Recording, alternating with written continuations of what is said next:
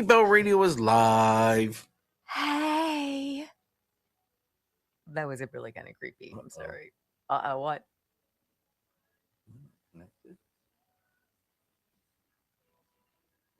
That's not a good thing to hear.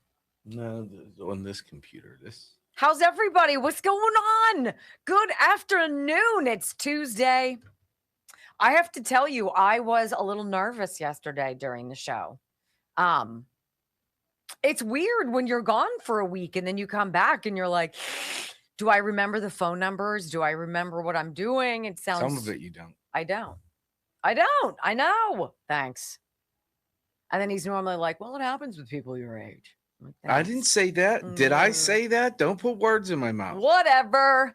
Okay, so we're going to have, and I think it's going to be, a really great couple weeks before Father's Day. I think you guys are going to have some phenomenal deals with a bunch of different companies. I see Cozy Earth coming back. Ghost Bed is here, okay? Great deal on Ghost Bed. We have Chef IQ back, and they have a discount I've not seen before. It's crazy. So all of you wonderful men out there, whether you're a father or you're not, we're celebrating you and a lot of you, and I'm delighted. I'm so delighted. We have a couple new ones next week that I'm unfamiliar with, and I'm super geeked to read about and learn about, et cetera, et cetera. Are you doing Chef?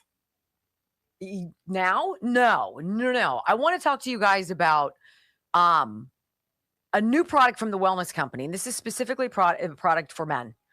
And obviously it's nothing I can test. I don't know, but I love the name of it. It's called Zeus. You're like, what's that? And this is all about testosterone. It's all about men. For decades, average male testosterone levels have been quietly declining. It's what's going on. This is huge. It is huge. And according to the Cleveland Clinic, nearly 1 in 10 men over the age of 50 now have clinically low testosterone. And guys, if you're in your early to mid 40s, it's already declining. But there's a problem. See, low T is often defined as under 300 nanograms per deciliter, meaning you can still be labeled normal and feel anything but normal. Low energy, low libido, brain fog, mood swings, gaining fat, losing muscle. You know, we're told all the time, it's just a part of getting older. This is what happens. But you don't want that to happen. You don't want the dad bod. You don't want that. You don't want the excuse, right? It's maybe your hormones asking for help. If there was ever a formula designed to help men reclaim their strength and their energy and their confidence, the name had to match, which is why the Wellness Company created Zeus. Zeus is a hormone-free, non-injectable formula designed to support your body's natural testosterone production without needles, without prescriptions, without synthetic hormones. It combines clinically backed ingredients like Tongat Ali, Shalijat, well, I can't pronounce it, Tribulus, horny goatweed, boron, and zinc to support energy, stamina, confidence, and sexual health. And right now, the Wellness Company is laughing at me because I couldn't pronounce it. I'm sorry.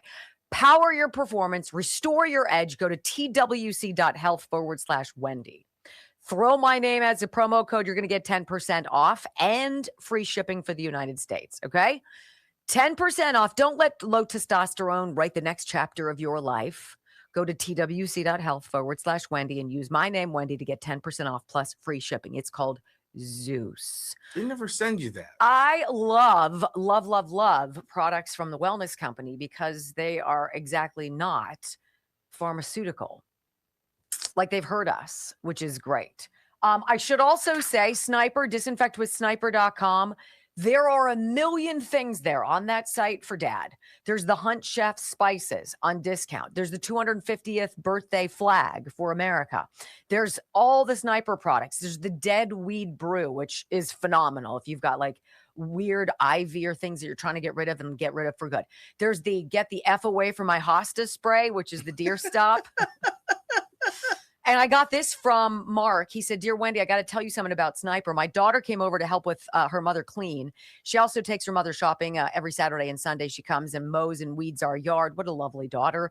The last time she came over, she checked our shower and was amazed at how clean it still was.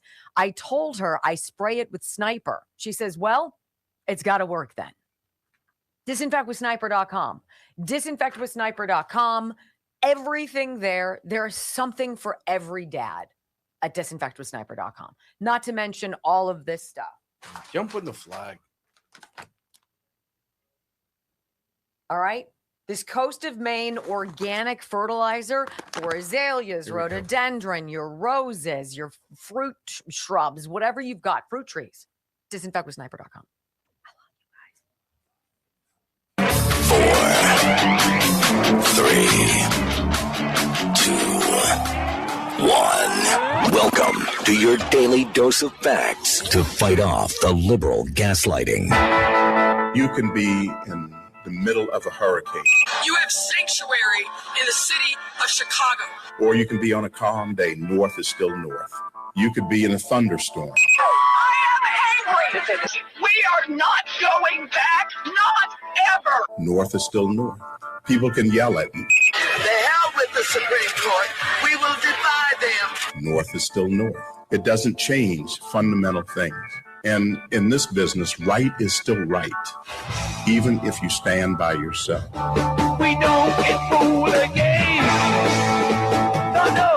Live across the fruited plain and from sea to shining sea, we are converting the Marxist left 1 hour at a time on the Wendy Bell radio program. Hey!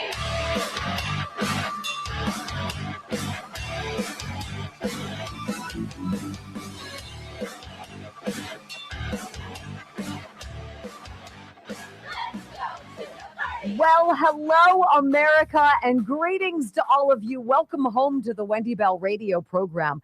Common sense, conservative values delivered by a mom. Look, I'm no superstar. I'm not a genius. I don't have all the answers. I don't have some bat phone with all these connections to Capitol Hill. But I do have something, and it is glorious because you have it too. And it's called common sense. And that is what we talk about on this program.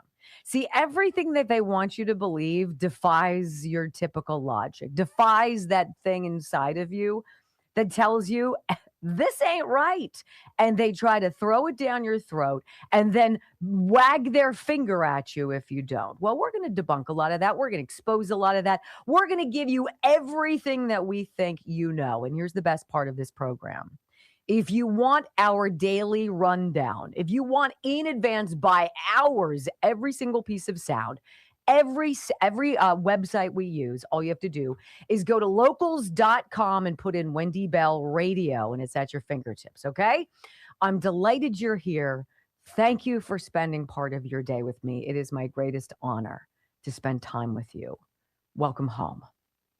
I pledge allegiance to the flag of the United States of America and to the republic for which it stands, one nation, under God, indivisible, with liberty and justice for all. Amen. You know, there's this weird vibe going around out there. It's a new kind of talking point narrative that the deep state, leftist, hack, socialist, communist, Marxist people out there, they're all kind of the same, aren't they? They want you to believe that a little bit of cheating doesn't mean a lot of bit of cheating. It's a little bit, it's okay. It really isn't going to change an election. Do you guys believe that? Do you believe that a little bit of murder is okay? I mean, I didn't kill a lot of people, just a couple, right? Does that make sense to you? Or rape? A little bit of rape. A little bit of rape is fine. Now, if you rape a lot, that's bad. No, in no world, in common sense land, in Realville, is a little bit of something that's bad acceptable. Except if you're a Democrat and you're trying to convince people that the low IQ, completely unpalatable boobs that you're pushing out as your candidates, they're perfectly reasonable and they should be the ones who are selected, even if there's just been a little bit of, funny business going on. You're going to hear one of the most outrageous interviews I think I've heard in the last year. And it's Chris Cuomo sitting down and he's talking with U.S. Attorney from California, Bill Asaley. And Bill Asaley is investigating, has been for a while, cases of suspected election fraud. And this interview is the most obnoxious thing I've seen in forever. And Chris Cuomo is obnoxious, so it's not, it's not surprising. But when you hear it, every now and again, some of the stuff that goes on in this world, ladies and gentlemen, it kind of takes your breath away. And it's not okay. In California, the story now is that Spencer Pratt, well, he's done. We haven't finished counting all of the votes, right? We've mailed ballots to every single eligible voter. And somehow the eligible voters keep going up in numbers while the population of California keeps going down. It's this weird thing that's like, I don't know about you. I'm no math major, but that doesn't make sense to me. They know that Spencer Pratt is going to get carved out of the LA mayor's race. And we're going to talk about that a little bit more coming up. But I want to talk to you about Xavier Becerra, the former HHS secretary under Joe Biden in his hyperbaric chamber, right? Xavier Becerra, as the Secretary of Health and Human Services, was an abject disgrace. He oversaw the loss of somewhere between, and the estimates vary, 300,000 and 450,000 unaccompanied illegal alien children. People whose moms and dads from all over the world paid someone to bring them here to the United States for a shot at what I dare say I know I take advantage of and for granted every day, the American dream. To live in a place where you can have food and fresh drinking water and shelter and the ability to do what you want, how you want. A lot of people don't get that. And about 500,000 families around the world sent their children here, hoping that their children would get something better than they were able to provide at their home. Now, I don't know about you, but when I was pregnant with any of my 5 sons, I did anything I could to make sure they were safe. I took the right vitamins. I didn't drink. I didn't eat processed foods. I exercised. And when they were born, like most parents, we baby-proofed the house, right? You put those plastic covers on the plugs or on the outlets in your house. You move things away that they can't hurt themselves with. You watch them. It is the most perilous time in a parent's life is those beginning years when a child can drown in a toilet or wander across the street and get hit and killed by a car. We do everything we can for our children to protect them. Xavier Becerra lost those children. Didn't just lose them. This is the guy who criticized his staffers for not moving these children out of the shelters fast enough.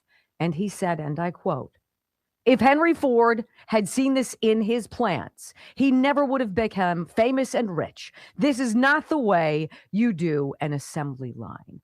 Xavier Becerra, ladies and gentlemen, views the world's children who came here, who needed protection, who needed someone to give a rip about them. He put them in the hands of drug dealers and human traffickers and people who are slave laborers or labor havers, right? And he lost them. And now he's the front runner for the Democratic Party to be the governor of California. Are you crazy? And I'm going to say this to you. I want to play 2 bits of sound real fast. This is the moment when Steve Hilton, the Republican for governor of California, when he lost the top spot, when all of a sudden Xavier Becerra, who nobody likes, took the top of the leaderboard. Also, just want to quickly show you governor race, a lot more coming in on that. We are up to about 300,000 new votes just within the last hour.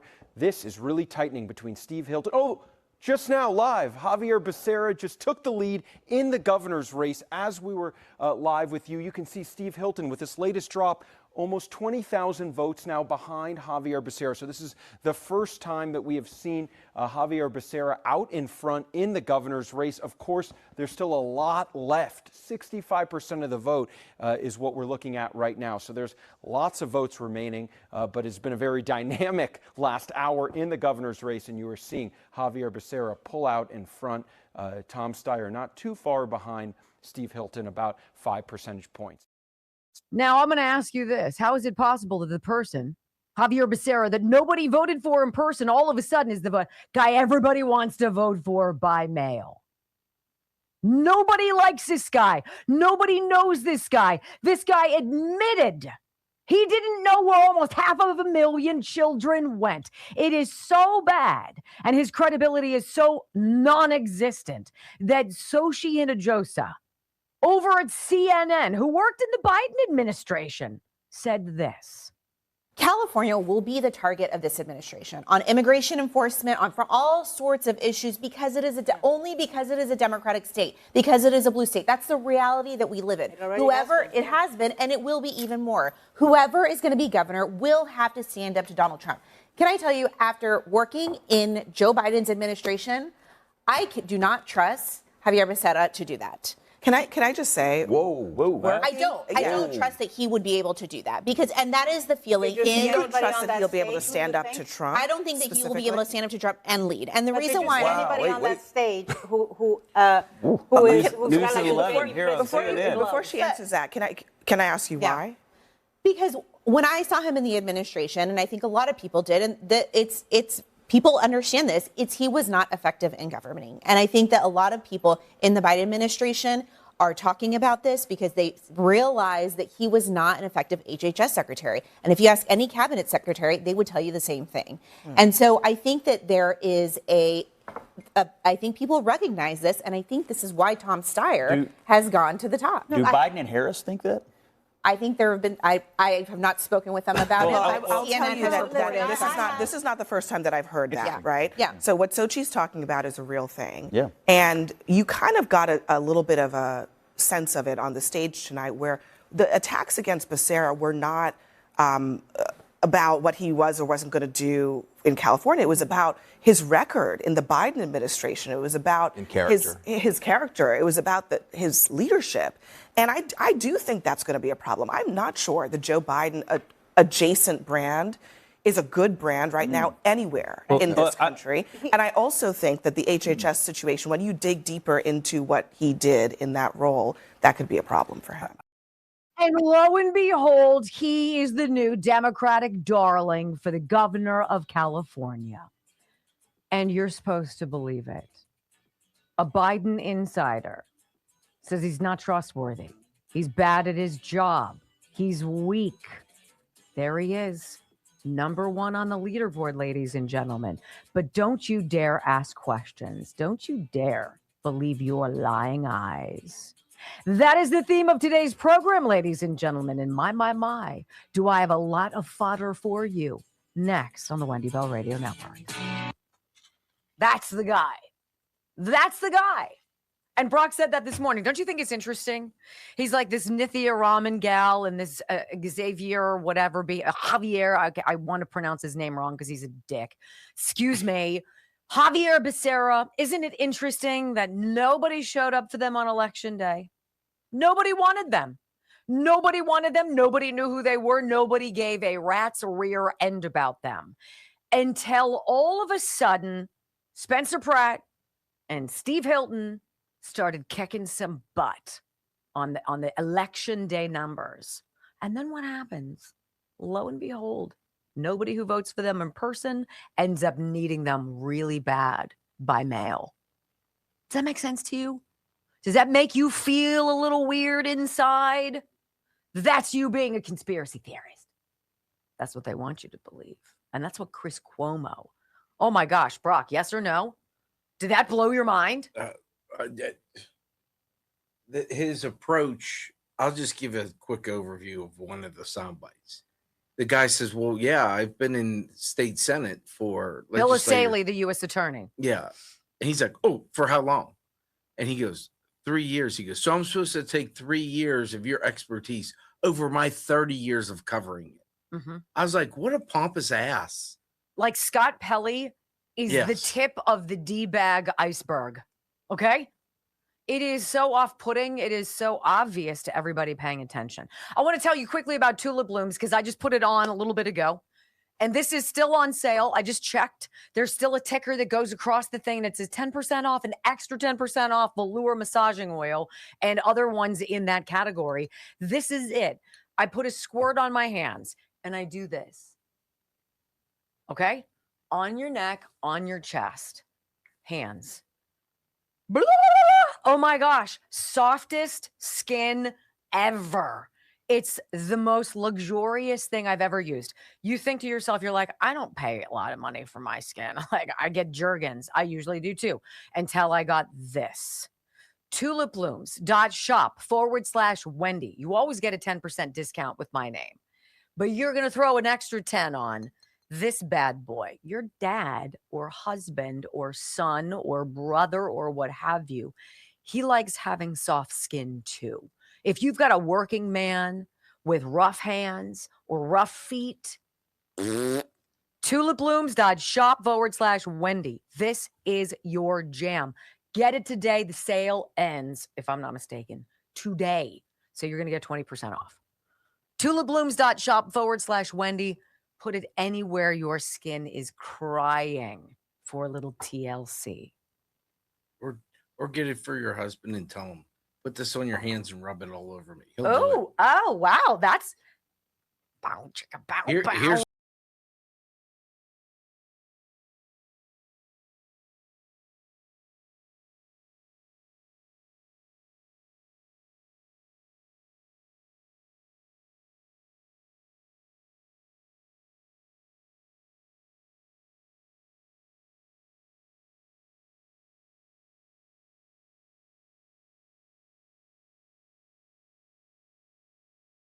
Let's check the leaderboard. Oh my gosh. Javier Becerra. I'm going to keep pronouncing it wrong because I can, right? He's now overtaken Steve Hilton with 20,000 votes. How did that happen? I'm sure it's nothing. It's just the way California does things. They're just different than everybody else. There's so many people. Okay, India has like what, 7 trillion people? Right? And they have same day elections. And at the end, they're like, here's the winner. And we can't do that in California. And you're supposed to take it and be like, they tell me that's just how it goes. Really? Come on, man. Right? So he tweets out, Becerra, low IQ Becerra tweets out yesterday as it comes out that he's going to be one of the 2 top contenders. It's going to be him. It's going to be Steve Hilton, right? And he puts this out. California isn't the problem.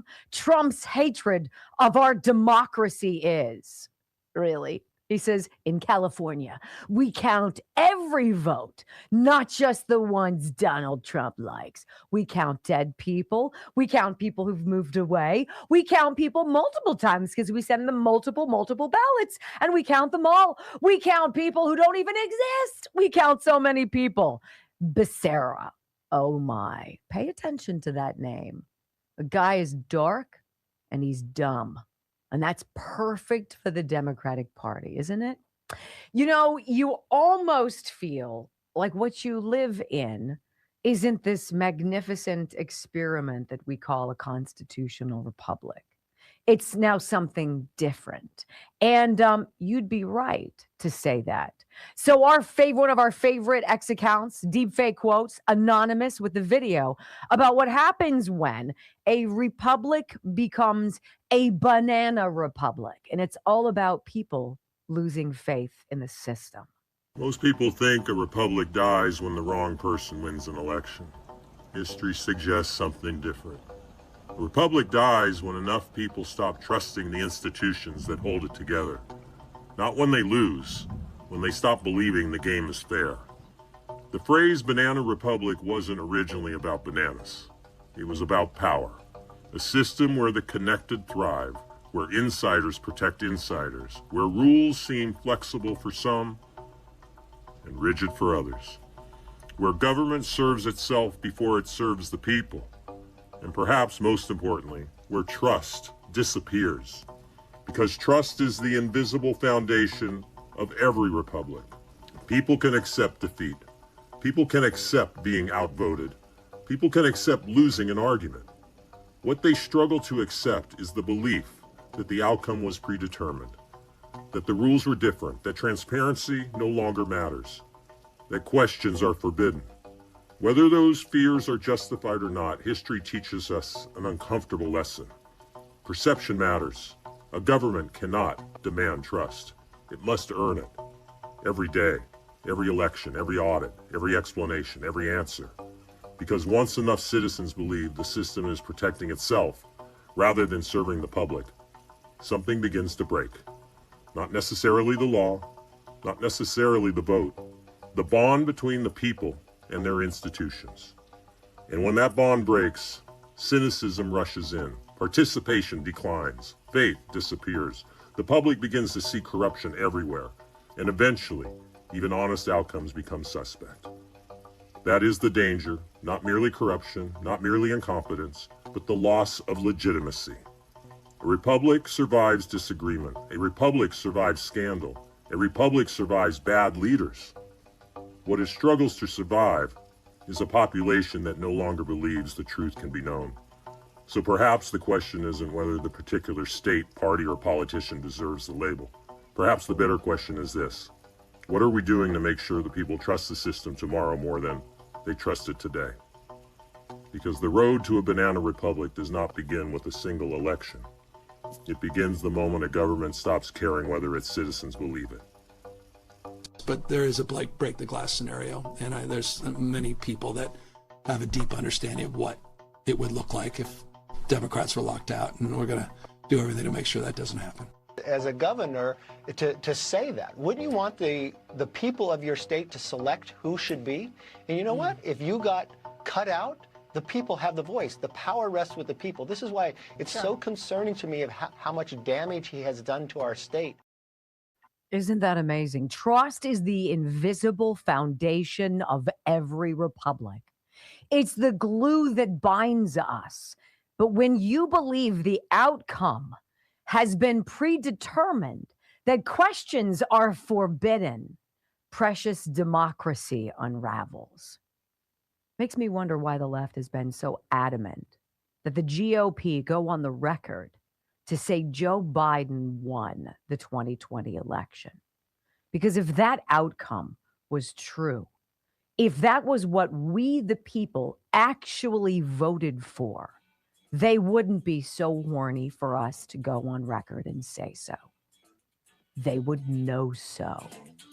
When we come back on the Wendy Bell radio program, we have every reason to be suspicious and to suspect that the people in charge in California have predetermined the outcome. Next.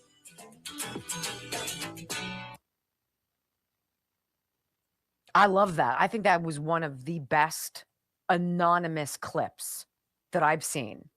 And everything in it, I could have transcribed the whole thing and been like, oh my gosh, and what about this line? Oh my gosh, and what about that line? That's crazy. It's absolutely crazy. All right, so I have a little teaser beezer for you guys. For the frequent flyers out there who've been with us for a long time, something is soon going to be coming back into the lineup. Chuck Juice. Hell yeah. Chuck Juice. Not even death can stop Chuck. Nope. He's still kicking ass from the grave.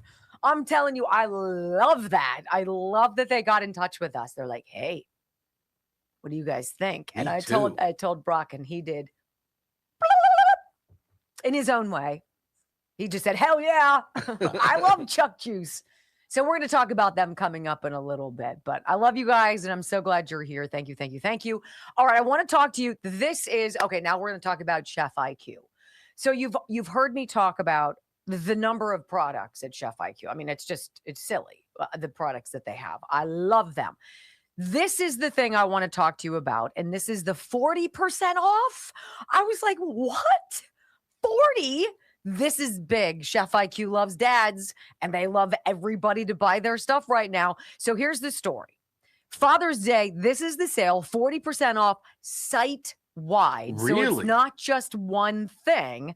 It's not just the Chef IQ scents. These are this is the one that comes in 1, 2, 3, or 4 prongs. Okay. And they look like little pens.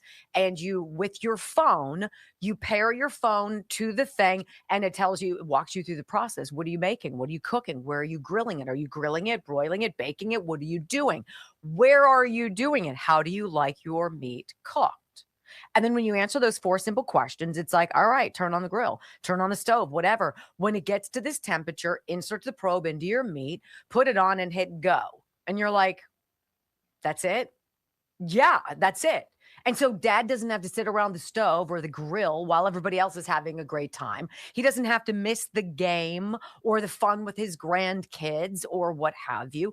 It's on his phone and it's like, hey, it's time to flip in like a minute. Better get out there and do it. And you're like, okay. And then you flip it and you hit, okay, I flipped it. And it's like, okay, we'll tell you when it's time to take it off. And then it's like, bing, bing, bing, time to take it off. Did it yesterday. And you take it off and it's like, okay, time to rest. And you let your meat sit there and it's like, perfect, ready to serve. Look, you're not like, I think it's done. You know it's done. There's no guessing.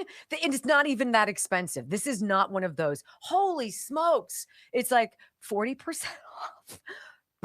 Okay, so Chef IQ Sense, smart thermometer connects your phone and tells you directly exactly when your food is done. The perfect gift for Father's Day. And right now, 40% off site-wide with my code Wendy, okay? Why do dads love it? Well, you can check everything right from your phone. It tracks your cook in real time, walks you through it step by step, tells you exactly when to flip, pull, rest, and serve. And again, it takes, I think it's done to, I know it's done, and boom. Look, if you're buying something that's expensive, and a lot of this meat out there, if you've ever bought a big tomahawk, those are pricey, right? You're buying a big fat ribeye or whatever you're doing, picanha, whatever your meat is. You're not going to waste your money and burn it and be on pins and needles being embarrassed to your guests. Or even worse, when you take it off and it's still mooing. You're like, shoot. This is the greatest gift ever. ChefIQ.com/Wendy, or no /, just code Wendy. Okay. You left out the most important one. What? For the people who like to smoke meats, perfect for it. Is that right? I put it on, went to breakfast, and watched for my phone. Oh, that's kind of cool. Yeah. So if dad's gadgety, he's going to love it. If dad or grandpa aren't gadgety, if I can do it, you can do it. I'm going to do this twice today. I'm going to tell you about it now, and I'm going to tell you about it at the end of the show. Okay. That's how serious I am about this. ChefIQ.com, promo code Wendy. You're welcome. I know. It's get special. The ice machine, the Pebble ice machine. We've been using it every single flipping day. Every single day. I still haven't used my obliterator 8000. The kids have. And it makes phenomenal margaritas, slushies, vichyssoise, anything you want. Telling you. The Pebble ice maker. I could use one of those on my deck. 1.28 rumbles. Can we get 720 more rumbles? We were number 7 on the leaderboard yesterday. We're getting back, guys. Getting back. So excited. Thank you for being here. Thank you. Thank you. You know, this Becerra guy. Oh, Harry. Do you know that the Trump administration, through Operation Restore Justice, Soteria Shield, and Dragon Eye, they have located almost 23,000 of the missing kids, illegal alien kids that came here and were just lost by Becerra and the Biden administration. 27 of those kids are dead. I'm sorry, but one child is like one rape. It's not good. You guys should have seen it this morning. What? Oh, me? Oh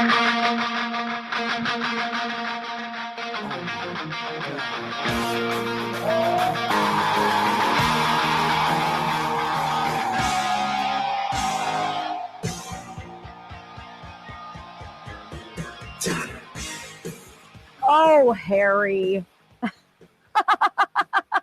I tell you what, I break up with Harry Enton and I haven't gotten him back into my lair in a while because unfortunately today you're going to hear in just a minute or two, you're going to hear a Harry Enton from CNN series of audio sound bites where it's so obvious that the talking points have been distributed, the same kind of talking points that were distributed on January 6, 2021, right? When everybody and his brother was marveling at the insurrection at the Capitol. And Brock and I looked at each other and I was like, insurrection? I've never heard anybody in the modern age say that. And everybody across every network, oh, it's an insurrection. It's so obvious when you start paying attention and you hear the same words. It's like the password, without evidence. That was the password. And we heard it multiple times yesterday. We have every reason to be suspicious of what's going on in California. And when the left comes out at you, and when I say the left, I mean pollsters, the media, politicians, right? When these people all come out to literally shame you, to harass you, to browbeat you, to try to cancel you, to shame you into accepting their bogus narrative that, well, it's just how we do things in California, and so everything comes in 4 weeks late. That's not acceptable. It's not acceptable. And I cannot be shamed. So they can suck it, right?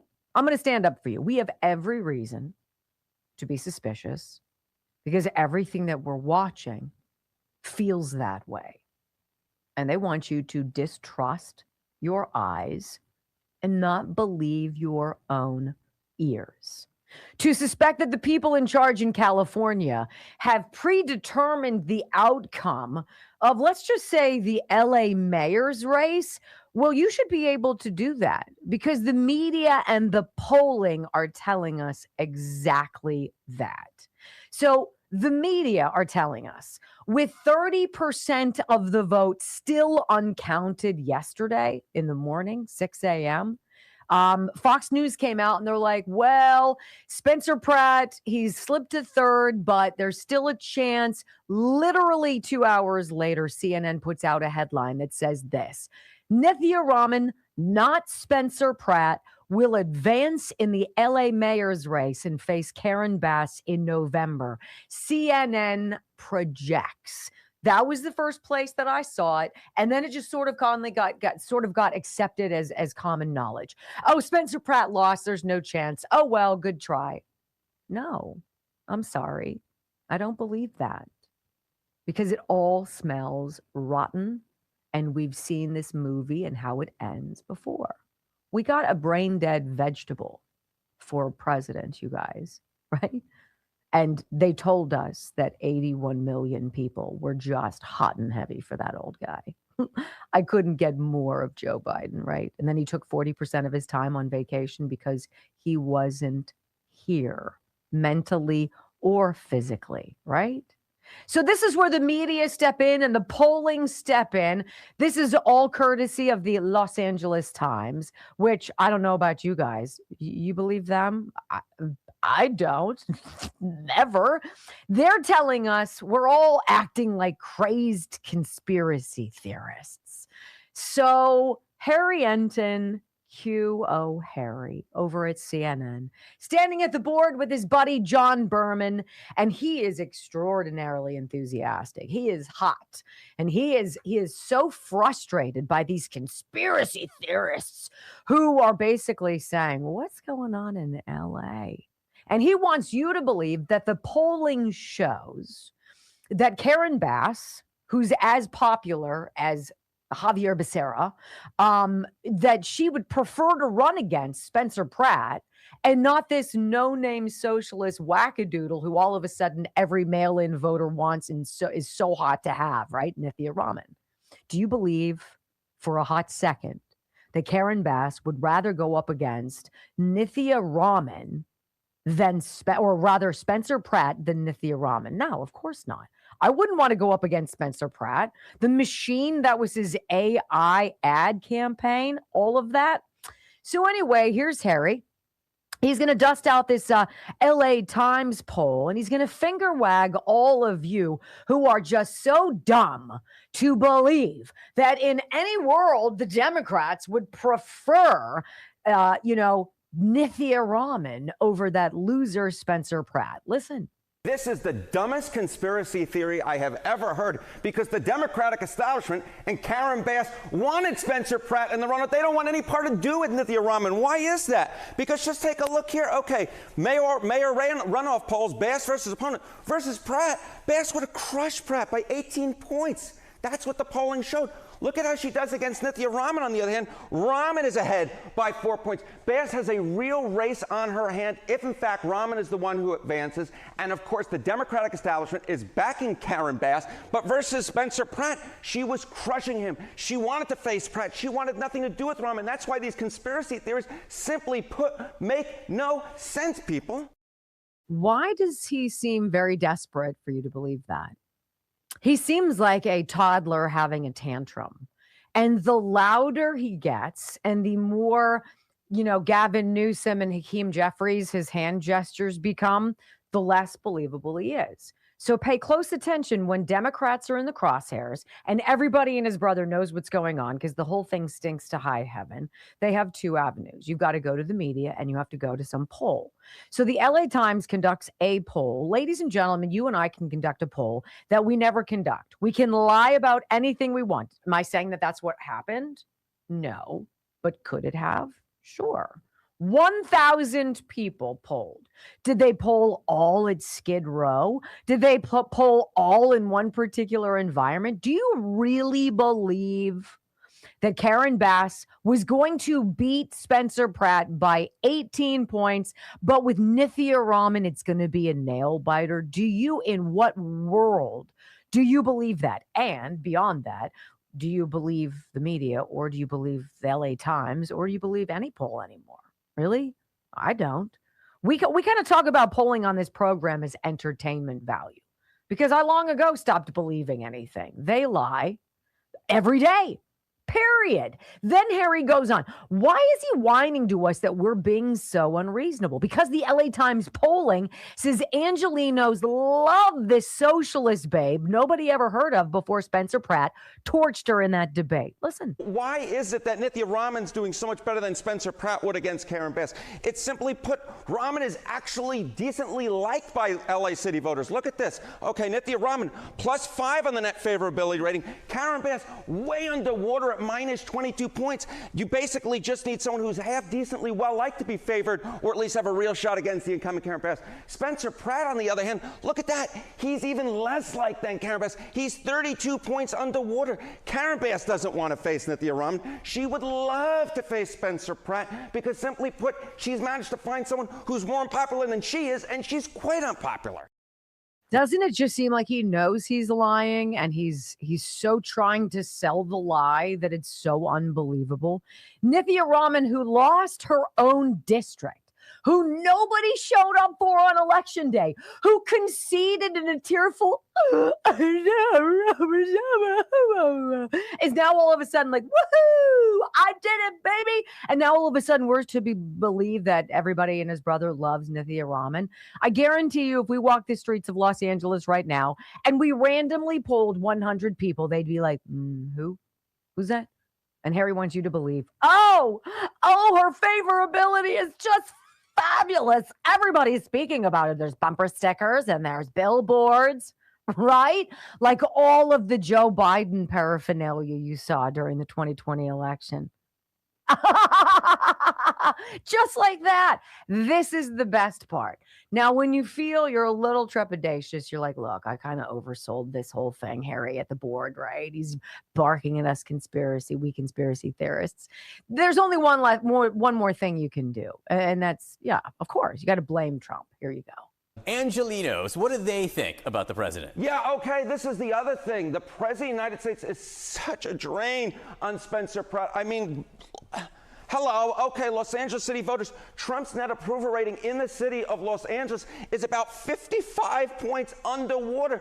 I mean, the idea that a Republican could be the mayor of New York when the president of the United States has a net approval rating 50, it's so difficult. 55 points underwater, and then registered as Republican. Just 15% of the voters in the city of Los Angeles are registered as Republican. 55% are Democrats. Spencer Pratt was facing a mountain in order to win, and so Karen Bass and the Democratic establishment knew that there's basically no chance a Republican could be the next mayor of New York. The only way she could lose is if she goes up against another Democrat. And you see it right here, very simply put, up by 4, no wonder. And that is where the results right now are moving. A Rahman versus Bass general election, which I said at the top, an absolute nightmare for the Democratic establishment and Karen Bass. They would have much preferred Spencer Pratt. Anybody believing that? Because I'm not. Do you guys remember yesterday, the password? I do.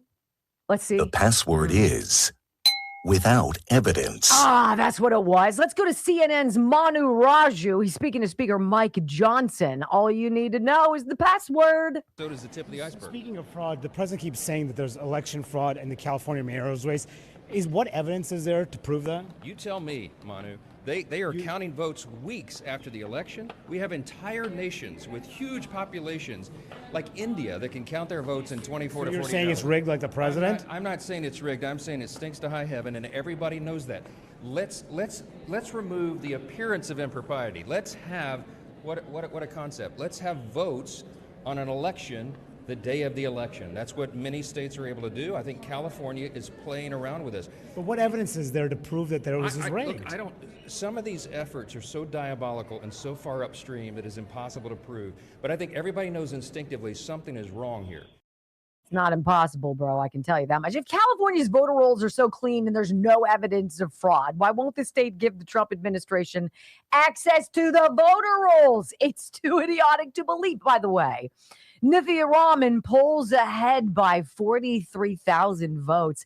Ben Shapiro calls out the total insanity of that exact number. Well, Spencer Pratt has reacted to this 43,000 vote swing from election night. He said a net swing of more than 43,000 votes since Tuesday. 43,000, huh? Where have I seen that number before? Probably nothing. Well, that 43,000 is a reference to the fact that the city of LA currently has approximately 43,695 homeless people, including people in temporary shelters.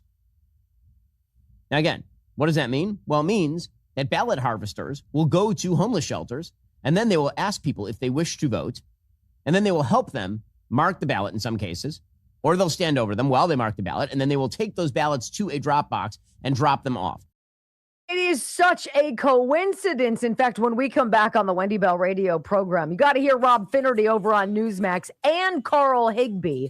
The two men blow up this BS narrative and absolutely torch the Democrats' talking points. It's fabulous, and you deserve it next.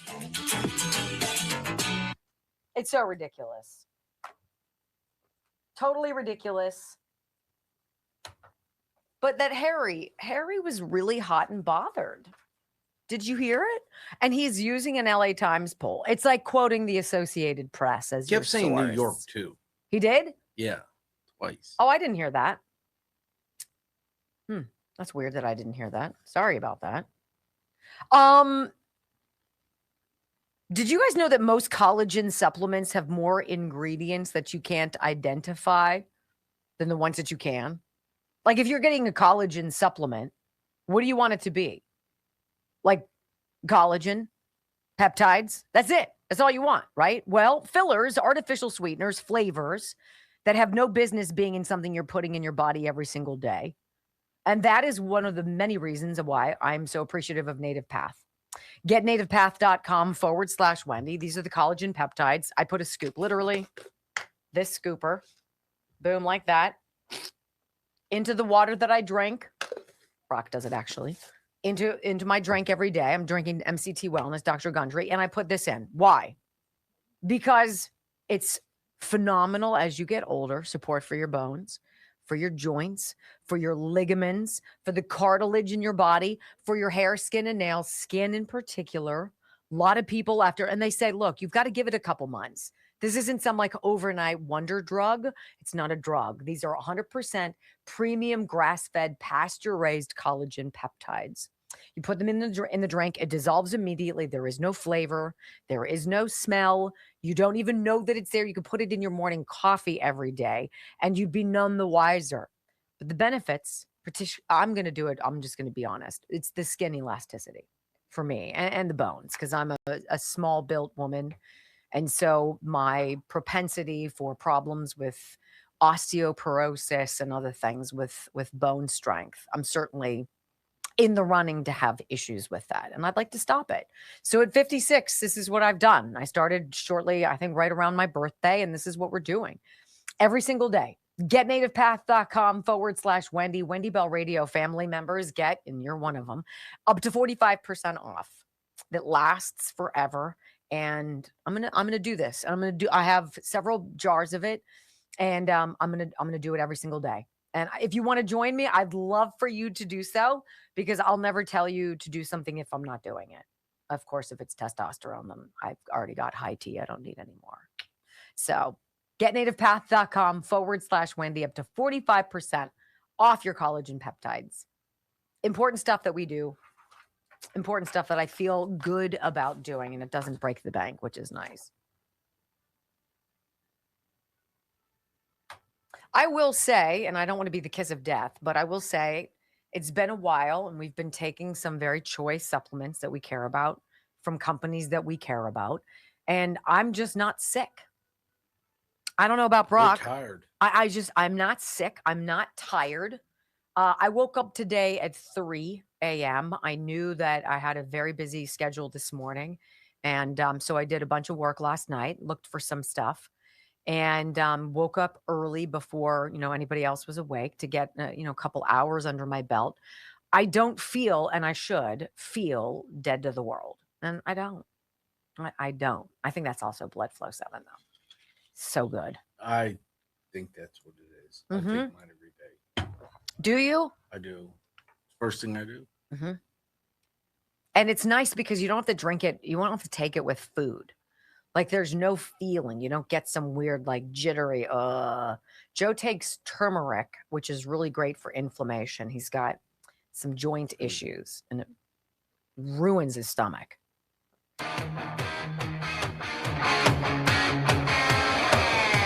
So Nithya Raman pulls ahead by 43,000 votes. It's so remarkable, isn't it? The same way we watched Javier Becerra overtake the Republican candidate for governor in California, Steve Hilton. Just like that. Oh, he's ahead now by 20,000. It's like we're watching a game show, right? It's the Showcase Showdown. Spin the wheel, right? I want you to hear Rob Finnerty, because he's one of my favorite guys. He and Carl Higbie are probably 1 and 2, and they vary back and forth. Both from Newsmax. I love them both. Rob Finnerty yesterday on the absolutely insane things that they want you to believe in California is just their process. Enjoy a minute of Rob. What a coinky-dink. And what a coincidence that since Election Day, mail-in ballots for Nithya Raman have increased by almost 20% and dropped by almost 10% for Spencer Pratt. What a coincidence. California, the only state in the country where asking for voter ID is actually against the law. SB 1174, better known as the Ban on Voter ID Law. California, the state with the most illegal aliens in the country. What could go wrong? California, where every single registered voter receives a ballot mailed to their home or residence. What could go wrong? Could you imagine if someone voted in person and then mailed in their ballot as well? That could never happen. California, the only state in America where the vote counting can go 38 days beyond Election Day, meaning they can continue to count votes in California up until July 10th. What could go wrong? California, where you can register to vote with a credit card or a gym membership or an insurance card, something illegal aliens all clearly have access to. What could go wrong? What could go wrong? And Carl Higbie is hilarious about a topic that is no laughing matter. In fact, it's downright embarrassing and it's insultingly hypocritical. Struggling to see how in a state that has Oh, $20 billion in unemployment fraud, $267 million in Medi-Cal hospice fraud, $270 million in Medi-Cal prescription fraud. Just had 12 people sentenced in a $15 million identity theft scam, 72 sentenced in postal fraud. LA City Council members have recently been charged with and convicted of bribery, racketeering, and involving contracts. Newsom's ex-chief of staff indicted on bank wire fraud. Over the last 10 years, 576 public officials in California have been convicted on federal corruption charges, and this is all according to the Department of Justice. This is not me. These are audits, and from the Department of Justice, its own state even reports it. And that same state doesn't want me to question its election after a week, and they still haven't counted all the ballots? Okay. This LA mayor election is a doozy. One, how are you not done counting? Florida counts more votes in like 8 minutes than you have done in the last week. And two, when I see 24,000 votes counted and not a single one goes to Pratt, the Republican, in that batch, okay. Pratt was up by 10 points when the polls closed last Tuesday. Now some places are calling him dropping down into third, which means the race would be between two Democrats and would bump Pratt out entirely. I mean, what are the odds of that? And Nithya Raman, even she was surprised after this, after basically conceding on election night. I hope you know that everything every person in this room is fighting for in this campaign has been about building a city that's worthy of you and every child in this city. In this recent ballot drop, Nithya Raman picks up like a huge swath of the votes, more than Karen Bass. Can't imagine why that would be. And they're calling these random surging updates. It's a data reporting lag, which is why they're saying Spencer Pratt's not getting a bunch at the same time. I don't know.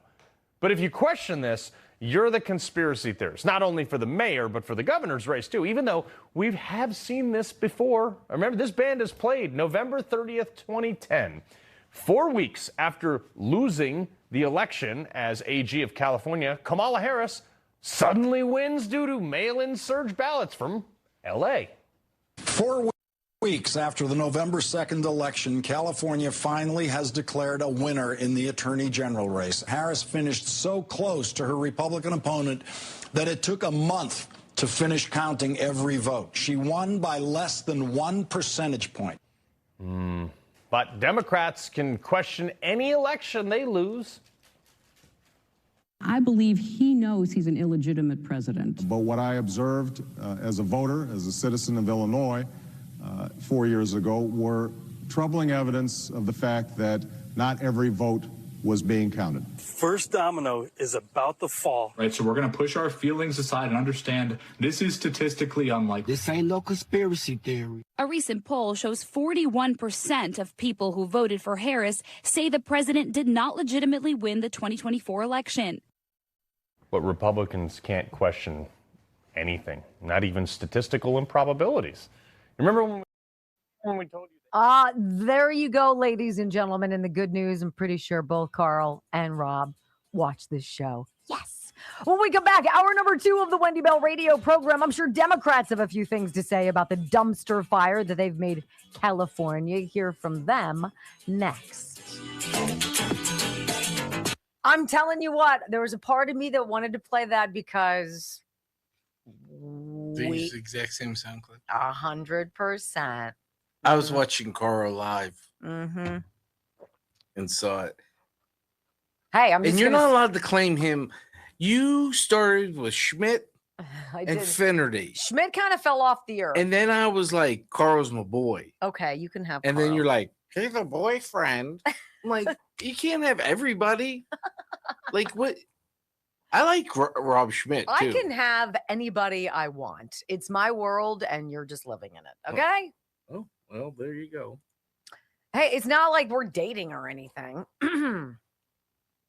Anyway, isn't that interesting? I think the point that Carl made was so great beyond Rob Finnerty's, coincidences. Such a coincidence. Like I don't believe in coincidences ever. I'd much rather believe in serendipity than coincidence. But I think the way Carl, they're funny. You know, they're funny in their outrage without, what a coinkydink. It's you know, when the Democrats are so hostile and spiteful and nasty, and even I think it eats them away from the inside out. Like, give me a good looking liberal. Tell me one. Give me one. Give me a liberal woman where you're like, how you doing? No, they're angry. Well, see, that's what they're nasty. And it's like, ugh. Most women don't understand about men. Hmm. We can think you're attractive. Mm-hmm.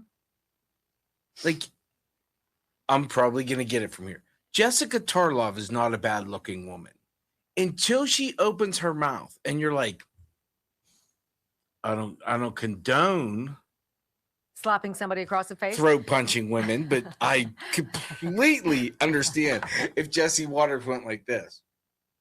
I'd be like, yeah, I get it. I understand. I get it.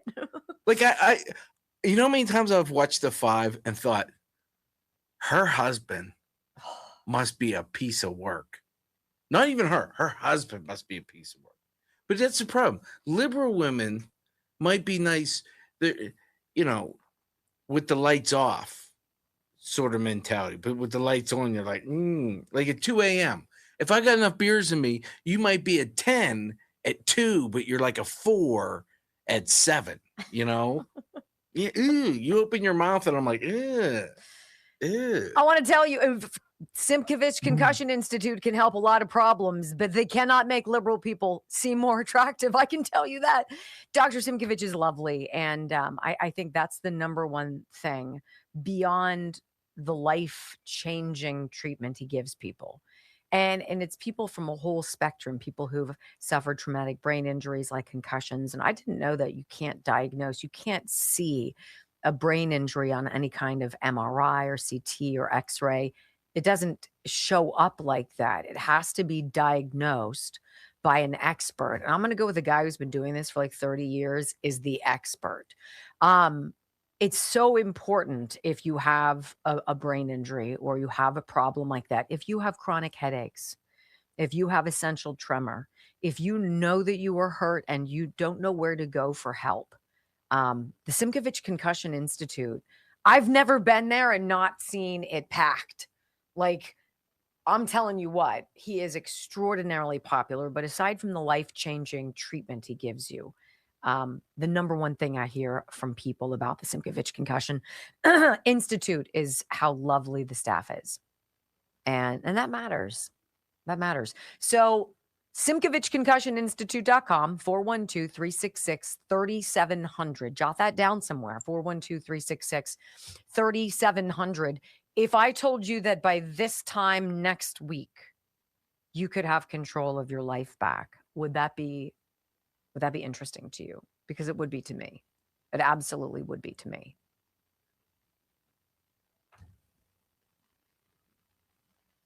Can I go back to the liberal ugly women? Mm-hmm. It's like men. The way women look at men is different than the way men look at women. A man, you can be like a 5, but you can be a great human being, and to a woman, you're now attractive. Like, a woman can be a 5 and a guy be like, yeah, she's not bad, you know? Like, now her being a superstar will definitely help and like raise your score. But women don't look for the flash. They don't look for the sizzle. They want the steak. Where men are drawn in from the sizzle. And then we're like, ew, this steak's undercooked or well done. Ugh. And then we try to, first off, we'll try to put some A1 sauce on it to make it taste a little better. Then we're like, you know what? Not even the A1 sauce is helping. You're just terrible steak.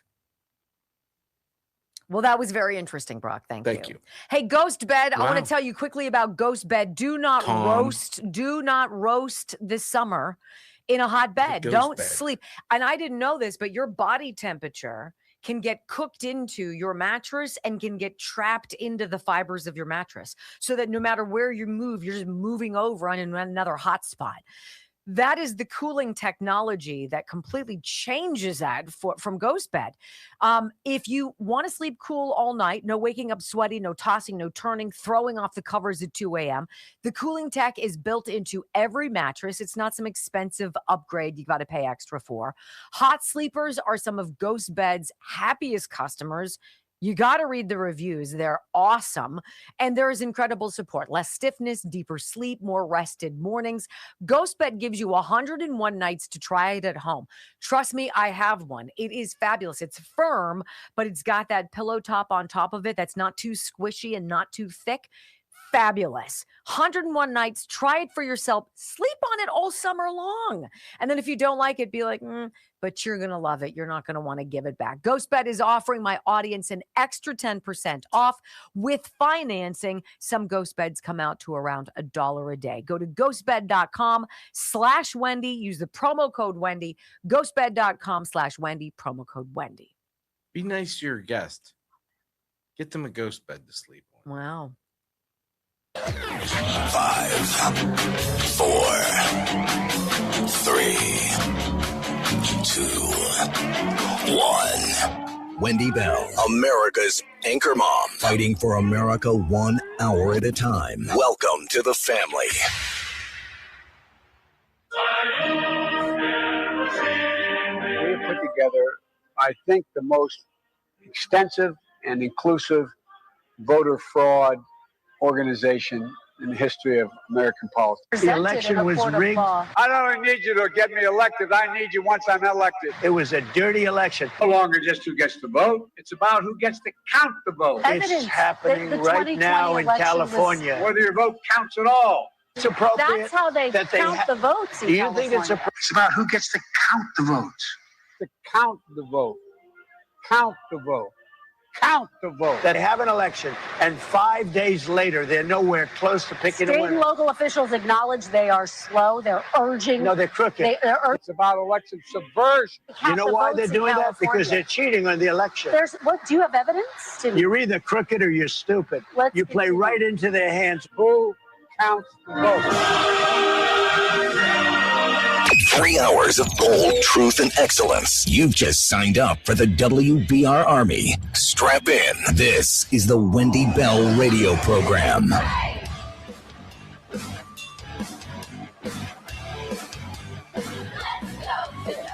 Welcome back. Hour number 2 of the Wendy Bell radio program is live. You know, I'm sure Democrats have a few things to say about the dumpster fire that they've made California. You know, this is one of the things that is tricky. I'm going to make an analogy about parenting, right?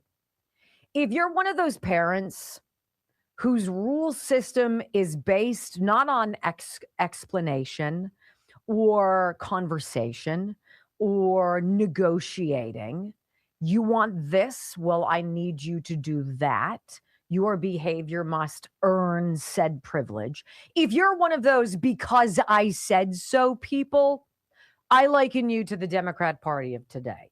They said so. This is the way it is. You can't question us. Don't even think about it.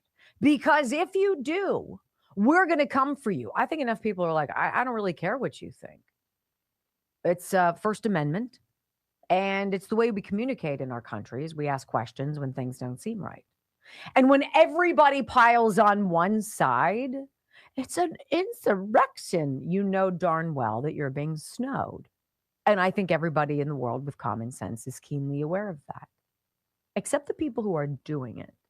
Do you think they know that we know? Because it's extraordinarily insulting. It's very low IQ. It's almost juvenile. The biggest jerk of them all, Hakeem Jeffries. The way he talks with his hands, and then he's got this ridiculous oversized hat on, walking down the hallway. That's how he talks, and with his arms and everything. It takes everything I have to not jump through the camera, throat punch him, and throw him down the stairs. I want you to hear, this is what happens when you have poor communicators on your side of the aisle. We, on the conservative side, can see things that are extraordinarily alarming, that are in fact threats to the republic when people don't believe in the results of elections. That's extraordinarily alarming. But we have great people who make fun of it while also educating us. I like to believe I'm among them. Carl Higbee, Rob Finnerty, people like that. The left has really poor, low IQ, box checking spokesmodels who suck, who confirm to you your suspicions are in fact correct. And as you're confirmed that you're in fact correct, that things are rigged or at least should be investigated, they get even angrier and more adamant that you believe them. I want you to hear this exchange. Lindell TV's Allison Steinberg, she's the gal who made Nancy Pelosi, that old bag, shake in her shoes and almost lose her dentures yesterday. You're with that My Pillow guy. Get away from me. If there's nothing for you to hide, you're not offended by people asking you questions, right? If you didn't cheat, you would open the books. If you didn't lie, you'd pull out that beautiful bean footage, right? So Lindell TV's Allison Steinberg basically asks about the dumpster fire that is California elections. This is Hakeem Jeffries proving that the media and the Democrats are in bed together. Leader Jeffries, looking at the state of California, the state has rampant SNAP fraud, hospice fraud, immigration fraud. Are we really supposed to believe there's no election fraud in California? And if so, if there's no election fraud, then why would California Democrats refuse a federal audit? California is a great place to live. I appreciate the leadership of Governor Gavin Newsom, as well as, of course, the California delegation, which is a tremendous group of public servants. There is no election fraud in California. Donald Trump is making it up. He can't point to a shred of evidence to prove his point. This is all a conspiracy theory because Donald Trump knows in November he's going down in flames electorally and Republicans are about to lose the House. I think Trump is playing everybody. I think he's forcing all of this to come out, to wake up everybody, to put the cards on the table, to flush out the suck. People like Jeffries, people like Pelosi, all of these folks. And I think he's actually playing a phenomenal game right now. It's terrible to watch, but how else do people wake up? There's not a shred of evidence. Only a fool is certain, you guys. Don't speak in absolutes, right? I can't absolutely be certain of anything here. This is why I opened the show telling you I'm not some connected, rock star media heavy hitter. I'm a mom. I'm a mom of boys, which gives me, I believe, some knowledge when you're hearing somebody pull a fast one on you, right? But these people demand abeyance. Well, this is interesting because in 2017, some outfit called Election Integrity Project California put out an interesting little doodaddle right here. I'm going to read it to you. The big dirty secret of California's 2017 voter rolls.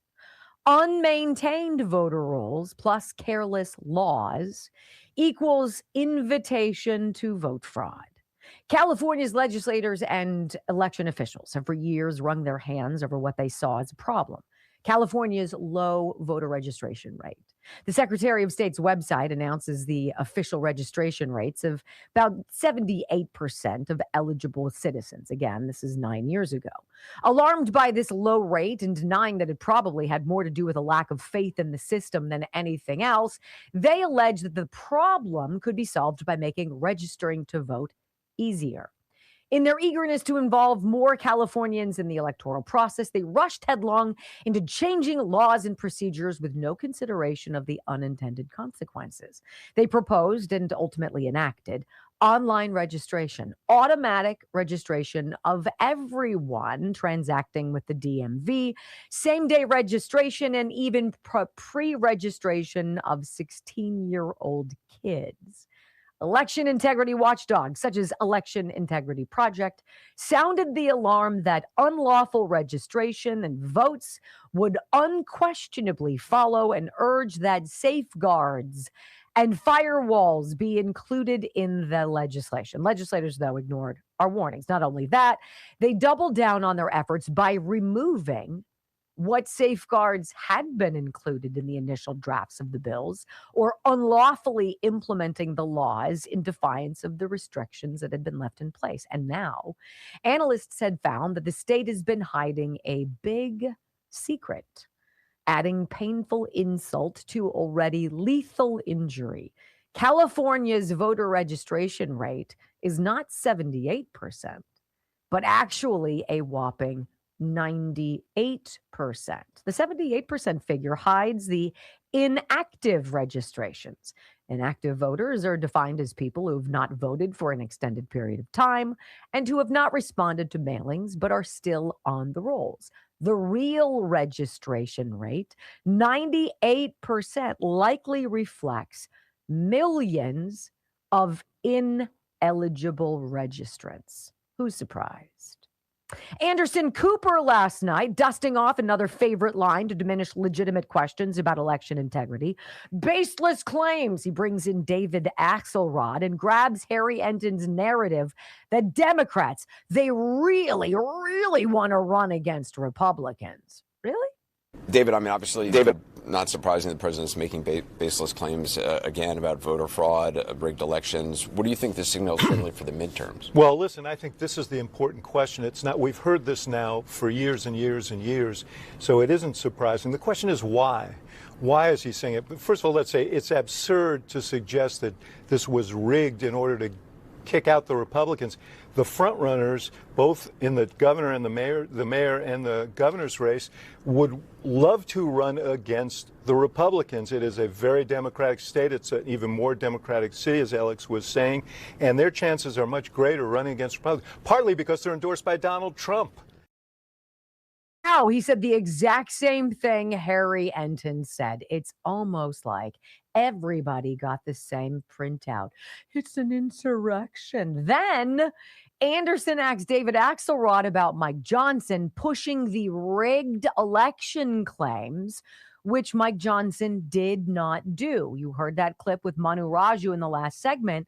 In no words did Mike Johnson say it was rigged. Listen.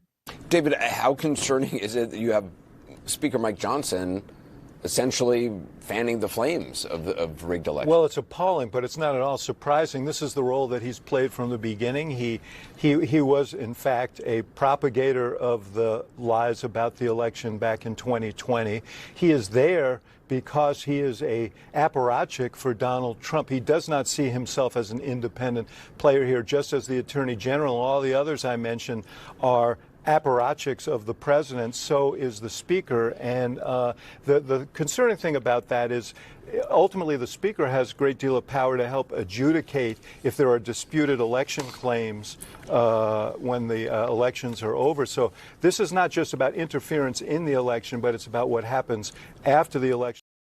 Hey, David, I'm going to fact check you, you giant blowhard. Manu Raju asked Mike Johnson, quote, "So you're saying it's rigged like the president?" Mike Johnson, "I'm not saying it's rigged. I'm saying it stinks to high heaven, and everyone knows that." Not allowed to question Democrats, guys, or their clearly dirty processes. Democrats are afraid of the investigation and the lawsuits that are most assuredly coming. And they tell you everything they don't want us to talk about. So I think we totally should, right? Right. So when we come back on the Wendy Bell radio program, it is the disconnect between the media and we, the people. That's the true threat to democracy. When the news is nothing but deep state propaganda, people stop watching and reading. Next. They don't even try. I'm not going to try. So, and then Chris Cuomo puts words in Bill. This is the thing that I think is really, it's really broadcast every day if you watch. That there are some very well-dressed, fit, well-tended to, like they take care of themselves. They're put together. Republicans, people who represent the GOP. Bill Asaley is one of them. He doesn't fly off the handle. He is extraordinarily calm. He doesn't allow Chris Cuomo, who's starting to lose his mind because the unraveling of election fraud, and California is the nexus of it, is starting. Bill is salient. You'll see it and you'll hear it. He's calm. He's respectful. He doesn't get his feathers ruffled. And Chris Cuomo is like, and it's the two sides could not be more diametrically opposed. It's extraordinarily interesting to pay attention to. Ireland Contracting, 1-800-NEW-ROOF. Feel so much better now, don't you? 1-800-NEW-ROOF, IrelandContracting.com. So you know about my new roof. I'm watching the lady across the street get hers. It's a cluster ball when you look at people getting their new roofs. It's been about a week. She's been under construction for a week. Now, granted, it's a slate roof, which is very expensive and a lot more time intensive. And I'm like, oh, you should have. Now, Ireland, I'm not sure they don't do slate roofs, but I'm so pleased with the job that was done at my house. And I've been so pleased every time I've interacted with Ireland Contracting, whether it's Gary, the owner of the company, up on my roof, walking around and cleaning my gutters while my basement's flooding, or it's their son, Dan, the electrician, who comes. Literally, I was recording my Newsmax show on a Thursday afternoon, and I needed Dan to come, and I gave him the code to the garage, and he came in the house, went down into the basement, changed out a 2-plug box for a 4-plug box, and like vacuumed it all up and left and closed the garage door behind him before I was done. Literally, I was recording for like 42 minutes. And I was like, dang, what happened? It was lovely. My experiences with them have been nothing but primo. So if you need roofing, siding, soffit, fascia gutters, downspouts, right? You need to put in a skylight. Maybe you want a sun tunnel because you don't have space for the skylight. It's a way you can capture the outside light and focus it somewhere in your house. So fascinating. 1-800-NEW-ROOF, IrelandContracting.com. They're awesome. Love them. I am sucking down this Dr. Gundry's today. So I'm not sure about this. Brock, what's your feeling on watermelon mint? I don't know. I went back to without having Chuck for a while. Mm-hmm. It was refreshing to drink it again. Mm-hmm. So I didn't want to. I'm a creature of habit. You're going to go through that whole jar first, right? If you want me to try that tomorrow, I will try it tomorrow. Well, how about you stick with what you're doing until we know when they're coming back? Okay? Well, I could tell her I'm low and she can send more. I love it. Fantastic. I already put a thing out for Zeus. Did you? I sent him a text. I'm like, why don't they ever send me any Zeus? He's like, say no more. I'm on it. Well, I think it's, every man I see walking on the street who's over the age of, I'm even going to say like 38, 40, 40. It's not just the gut, women carry weight differently, but it's the softening of the pecs, right? If you could introduce a product into your system and exercise and change that, wouldn't you? I would.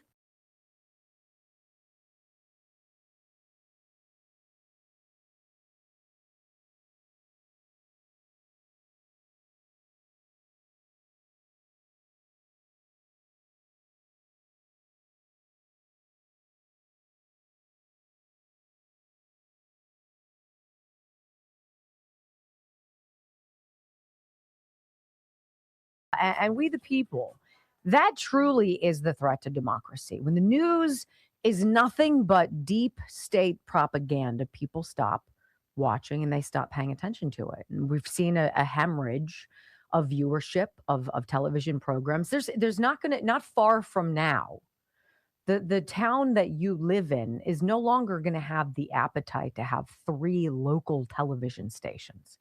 Nobody's going to watch. Nobody wants to watch. We can get weather on our phones and be lied to by our families. We don't need to tune into television for it, right? David Bozell, who's the president of the Media Research Center, which does so many of the mashups and stuff regarding media fraud, et cetera, et cetera. He finds it completely laughable that Scott Pelley has no clue, like what on earth the new CBS News chief, Bari Weiss, what she meant when she was talking to the staff about media bias. He's like, what bias? What kind of metrics do you have? Listen to this clip. This tells you a lot. There's a ton of clips to go through, but my favorite was when he challenged Barry Weiss to prove to him that the country thought that the media were biased. Yeah. And I if you were in the press, you would think that the annual Gallup survey of believability of the media would be of interest to you. And Gallup comes out with a survey usually right around this time. Last year, it was the lowest in its 72-year history. Only 8% of the country believes the media anymore.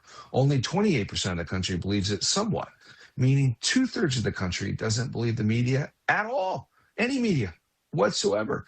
So you would think that that the anchor of 60 Minutes and all that might entail in his mind, that he might have a keen interest on those figures, but he just whistled by them because he thinks he's beyond reproach.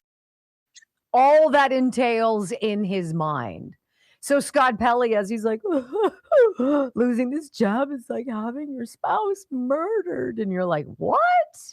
What did he say?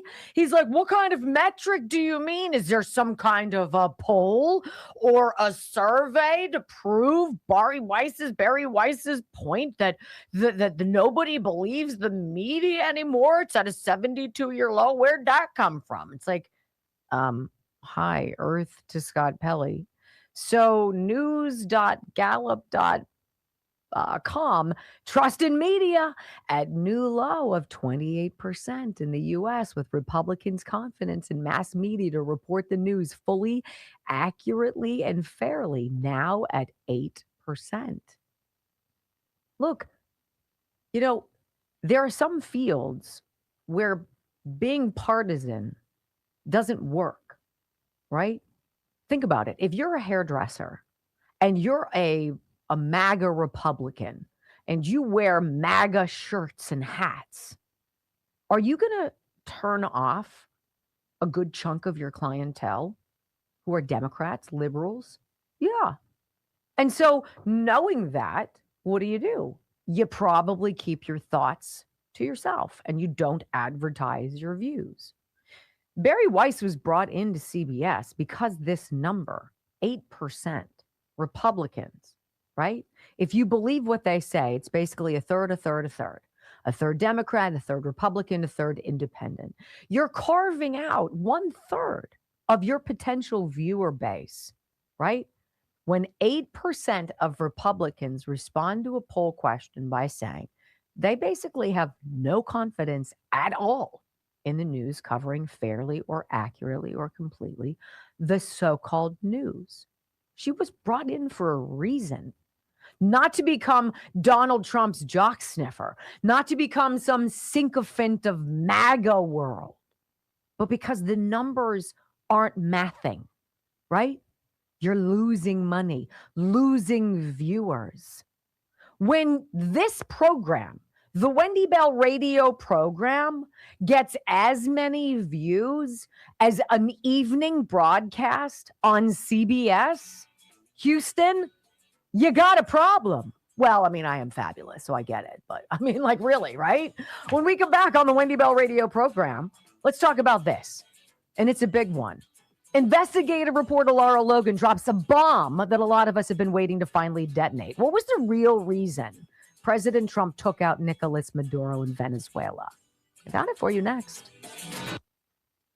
Do you mind if I run to the bathroom or do you have to go? No, you're good. I'll be right back.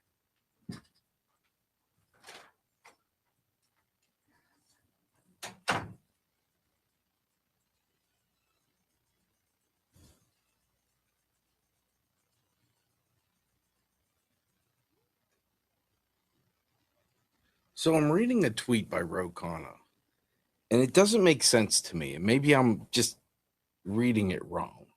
He said, a close friend of mine is canceling his voter registration today. He is convinced Spencer Pratt was robbed of the election.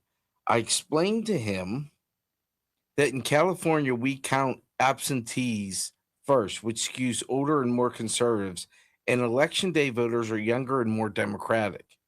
The slow count is largely because of policies maximizing participation, including postmarking a ballot on election day.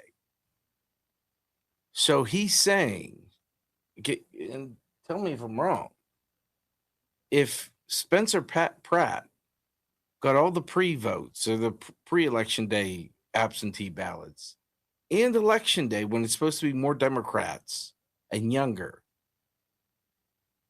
and he was up by 10, I don't understand. That math doesn't make sense to me, Ro. Doesn't make sense. When she's getting more votes and she lost her own district, but she's getting these mail-in ballots, I mean, she's outperforming Karen Bass, Spencer Pratt by double digits, both of them.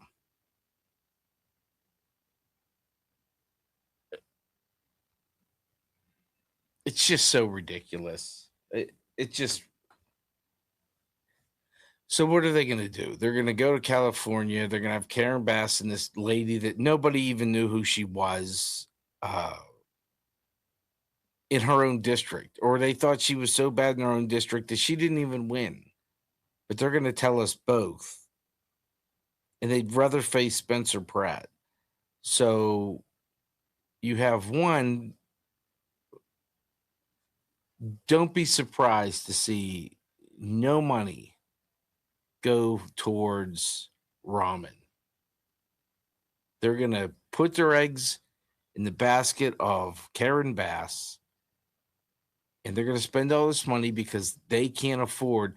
Democrats are going to have to call each other out. If it's a true race, if you truly believe that they're both going to run, it's so ridiculous.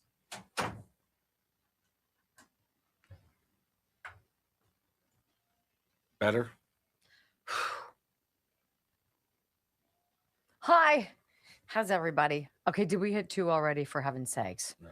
Shut up. Not even close. Look, I realize it's getting to be summertime and a lot of people are checking out. You don't want to pay attention. But I need you. Okay. All right. So what's going on? What are we going to chat about? We need some comments. I really cannot. Oh, is it freezing over there? Oh, you have to take your tag off. What? On top right. Okay, Brock's hooking us up. To the I'm gonna take one for the team. To the person who sent us this, I forget who it was. It's a little more aggressive than mine, but that's fantastic. How you doing? I love it. I love it. All right. This is weird. This Brock, let's set everybody up on this, because I stumbled upon this yesterday when I got home from work.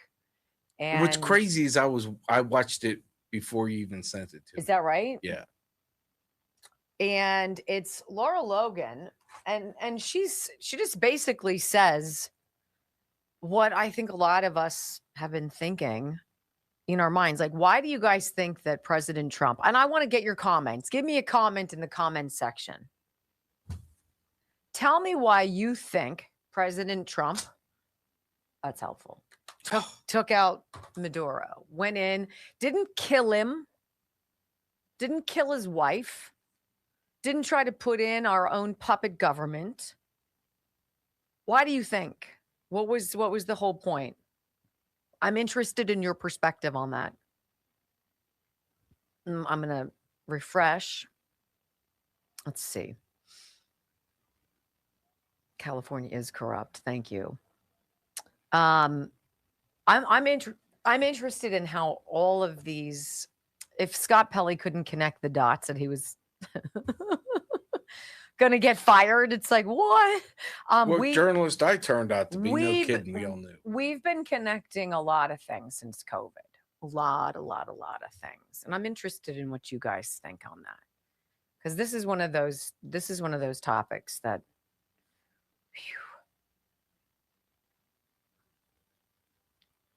Stag writing a whole novel. I think you guys are gonna like this this interview.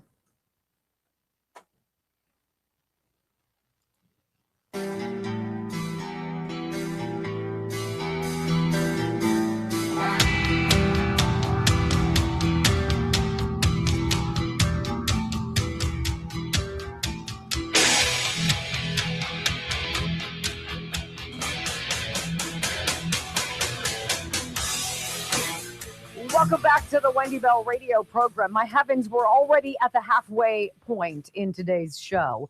And if you haven't followed us yet, it's so easy to do so. If you like watching our live video, we do the whole thing. All 3 hours, commercial breaks and all. I think we're kind of unusual. We like to talk to you guys during the breaks.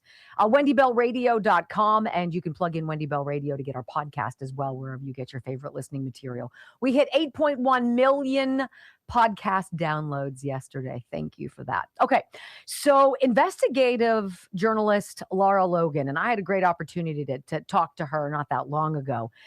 We were both being honored in Pennsylvania with a lovely media award, and I had an opportunity to talk to her. She's a tough cookie. She's a smart cookie, former 60 Minutes reporter, a correspondent. She's been digging into a lot of subjects, and she's on with Benny Johnson yesterday, and she drops a bomb that I think a lot of us have been waiting for. Why do you believe President Trump invaded and took down Nicolas Maduro in Venezuela? Is it because he's such power hungry? He's just a bad guy. He wants the oil. Was it for the people? Wants to save the people? Wants to rescue the country? I'm sure there's an element of a little bit of all of that. But Lara Logan walks through something that I think is a very intriguing thing for us to chew on. It's so much bigger than what is ever reported.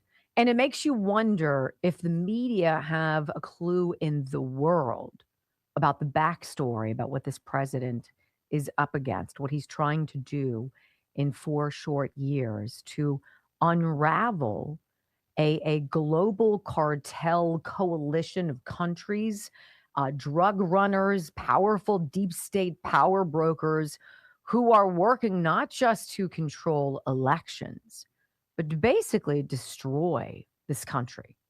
And she tells Benny Johnson about this, the Operation Absolute Resolve, which is when they went in and got Maduro and his wife. It wasn't about oil. It was about Venezuela's role in the 2020 election. And she says there's a high-profile Venezuelan, somebody who was very tight in the administration, close to Maduro, who's now sitting in a U.S. prison, who's been singing like a canary. And there is a reason that President Trump installed Maduro's VP, Delcy Rodriguez, to become the new president of Venezuela. Listen to the first clip. And I, with all due respect, I say this. The Trump administration went after Nicolas Maduro in Venezuela because they rightly knew they had worked for 12 years on an indictment on Nicolas Maduro, right? Venezuela was directly involved in the theft of the 2020 election. They stole that election from President Trump, working with Iran, working with the CCP, working with others. We know a lot of the details because there is a Venezuelan, very senior Venezuelan, sitting in prison who was actually a witness, an eyewitness to the theft. But what President Trump's administration did not do is they did not go after all the other people in Maduro's administration who were involved in the theft of the 2020 election. You know what they did instead? They took the woman, Delcy Rodriguez, the vice president under Maduro, and they made her the president. And that is because, from what I understand from people dealing with this firsthand, that's because, among others, the intelligence agencies were convincing the president, oh, you can't risk having the regime collapse in Venezuela, that's going to hurt you and so on. Delcy Rodriguez and her brother Jorge Rodriguez, who presided over the theft of the 2020 election, are 100% complicit in the theft of elections in 72 countries worldwide. What? That's news to me.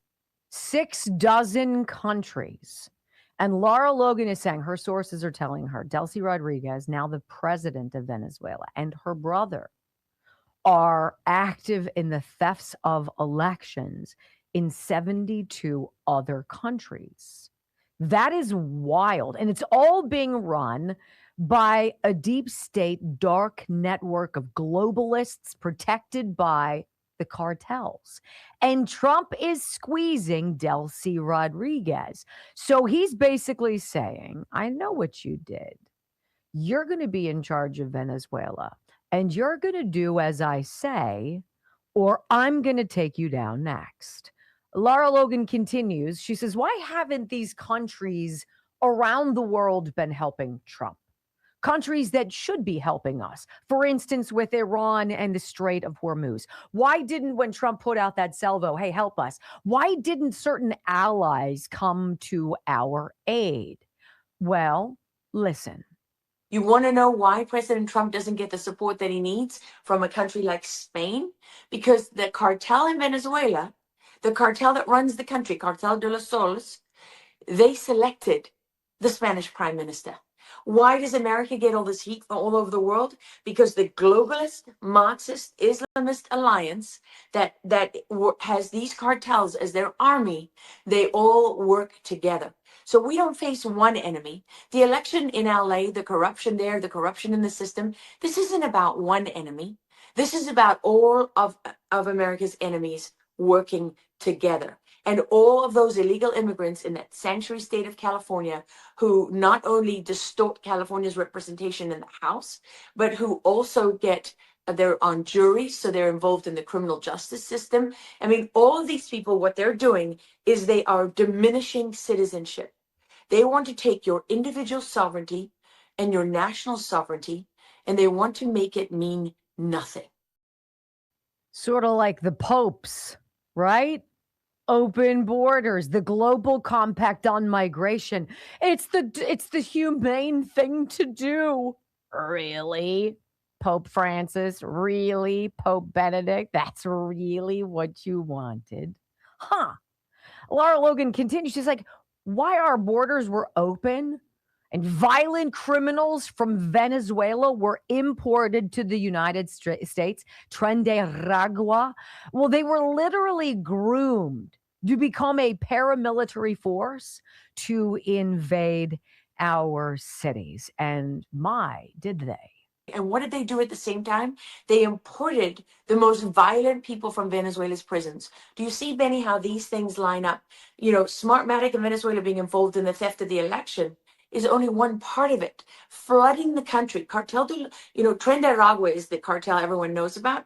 They're like the ultra-violent army, sort of the dumb guys that do all the violence for the Venezuelans. They were created by going into Venezuela's prisons and recruiting the most violent people and creating this organization that is a paramilitary force.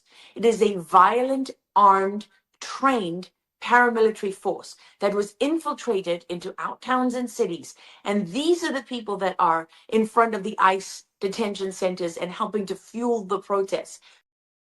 Do you guys remember when Tren de Aragua was taking over those Aurora, Colorado apartment complexes? And Vice President J.D. Vance was sitting down with ABC's Martha Raddatz.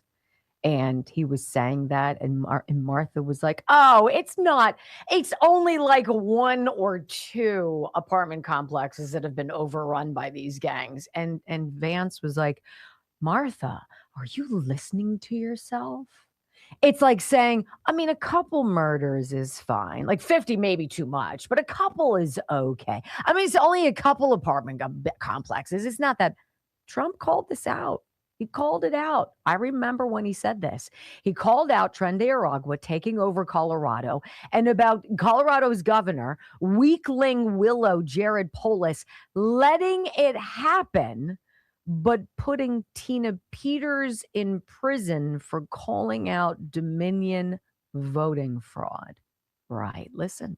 The governor of Colorado is a weak and pathetic man who was run by Tren de Aragua, the criminals from Venezuela, took over sections of Colorado, and he was afraid to do anything. But he puts Tina in jail for 9 years because she caught people cheating.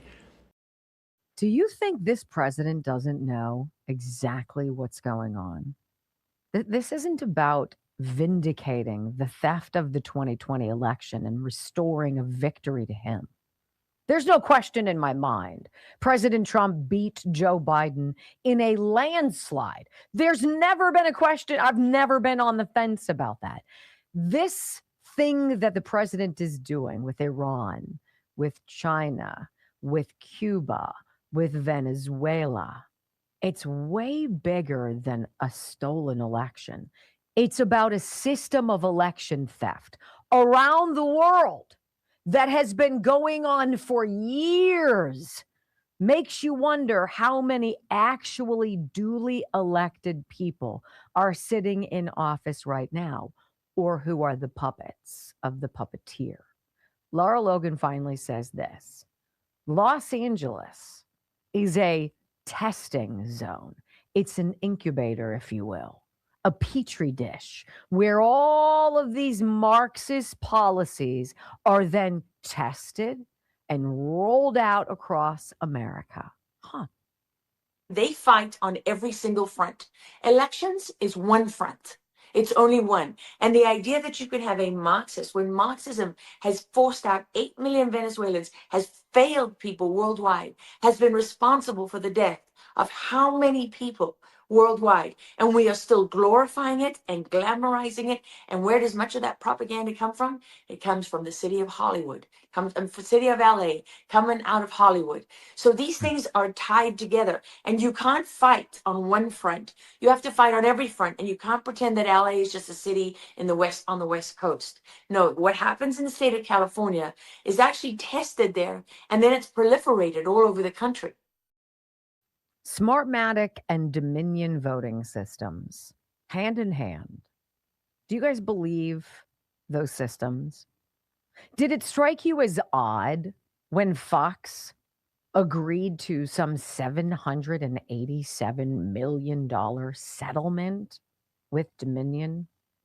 Did that not ring alarm bells like Brett Baer calling Arizona with 6% of the vote in 2020 for Joe Biden? Doesn't it all kind of now just pop in your face? Now, if I was Scott Pelley, I wouldn't be seeing any of the dots. I'd be like, what? Bias? Huh? Right, Scott. You're the same part of the problem as all of the others. Now, when we come back on the Wendy Bell radio program, who's this number 2 Venezuelan guy that Laura Logan spoke about at the very beginning, who apparently is in U.S. custody as we speak, who's actually, I think, a double agent working for America and for Venezuela? We think we know who it is. I want to tell you about it next on the Wendy Bell Radio Network. I mean, in no world did anybody paying attention believe, huh? Yeah, go ahead. Believe that the election was anything other than bogus bogosity. Healthrevolution.net, healthrevolution.net, info at info.healthrevolution.net. There you see it, 800-868-6187. This is one of the most valuable phone numbers and websites to jot down, and I would strongly encourage that you do so. And you're going to be like, why am I writing this down? Just go to your computer. If you're on it right now watching me, go up to your toolbar, info.healthrevolution.net, and then hit bookmark and say bookmark this tab. You're going to want to have it. This Affordable Care Act marketplace, this Obamacare marketplace of suck, is going to crumble. And it's going to crumble sooner rather than later. And there are going to be millions of Americans, maybe even you, who are shafted without coverage. The thing I love about Health Revolution is this is a place where you can go and people save 30 to 60% on their monthly premium. That's not just sunshine. I'm telling you, 30 to 60%. You get to choose which doctors you want to see.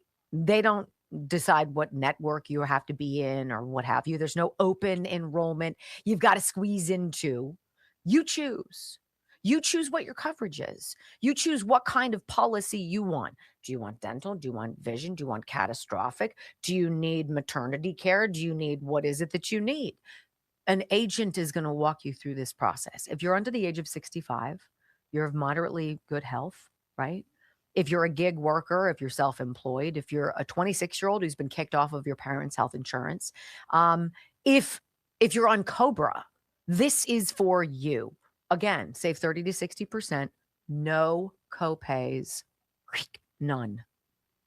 Right? What more do you need to know? And I know the people behind it. I know Tom Yakupin, who's part of this, and he is a gem of a man. info.healthrevolution.net, 800-868-6187. I'm telling you, this is why let the government dictate your coverage? Why don't you take charge of that with help from our friends at Health Revolution?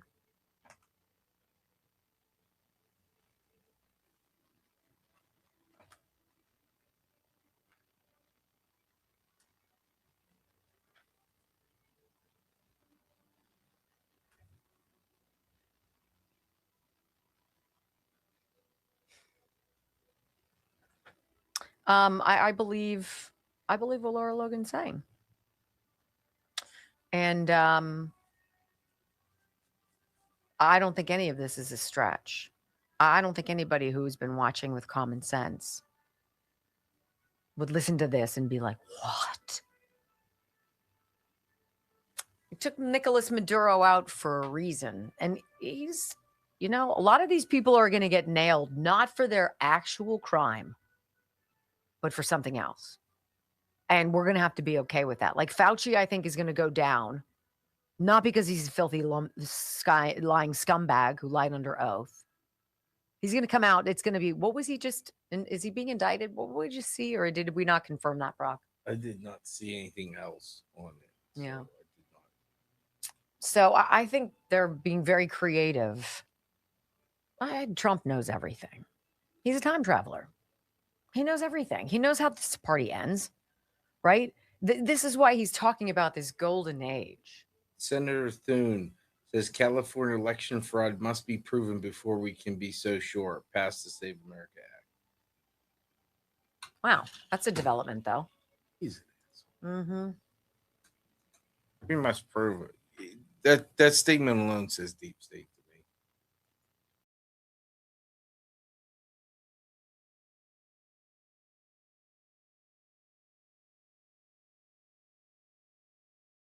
Again, talk about sources deep within the intelligence community who've been relaying to her the real reason why the Operation Absolute Resolve to take down Maduro happened. It's not about oil. And while I'm sure the president is very interested in restoring Venezuela to its pre-1950s beauty and grandeur, I mean, it was a hot place to be. It was extraordinarily chic. It was extraordinarily metropolitan. And it's like been frozen in time, like Cuba, and run into the ground by dark, dirty people. I think President Trump is going to unravel this election fraud network that is all around the planet. It's like this spider web that you walk into in the dark, right? And you're trying to get it off, but it's in your hair, it's in your eyelashes. It's everywhere. The president certainly would love to be vindicated, but it's way, way, way bigger. And it's way, way, way bigger than just the United States.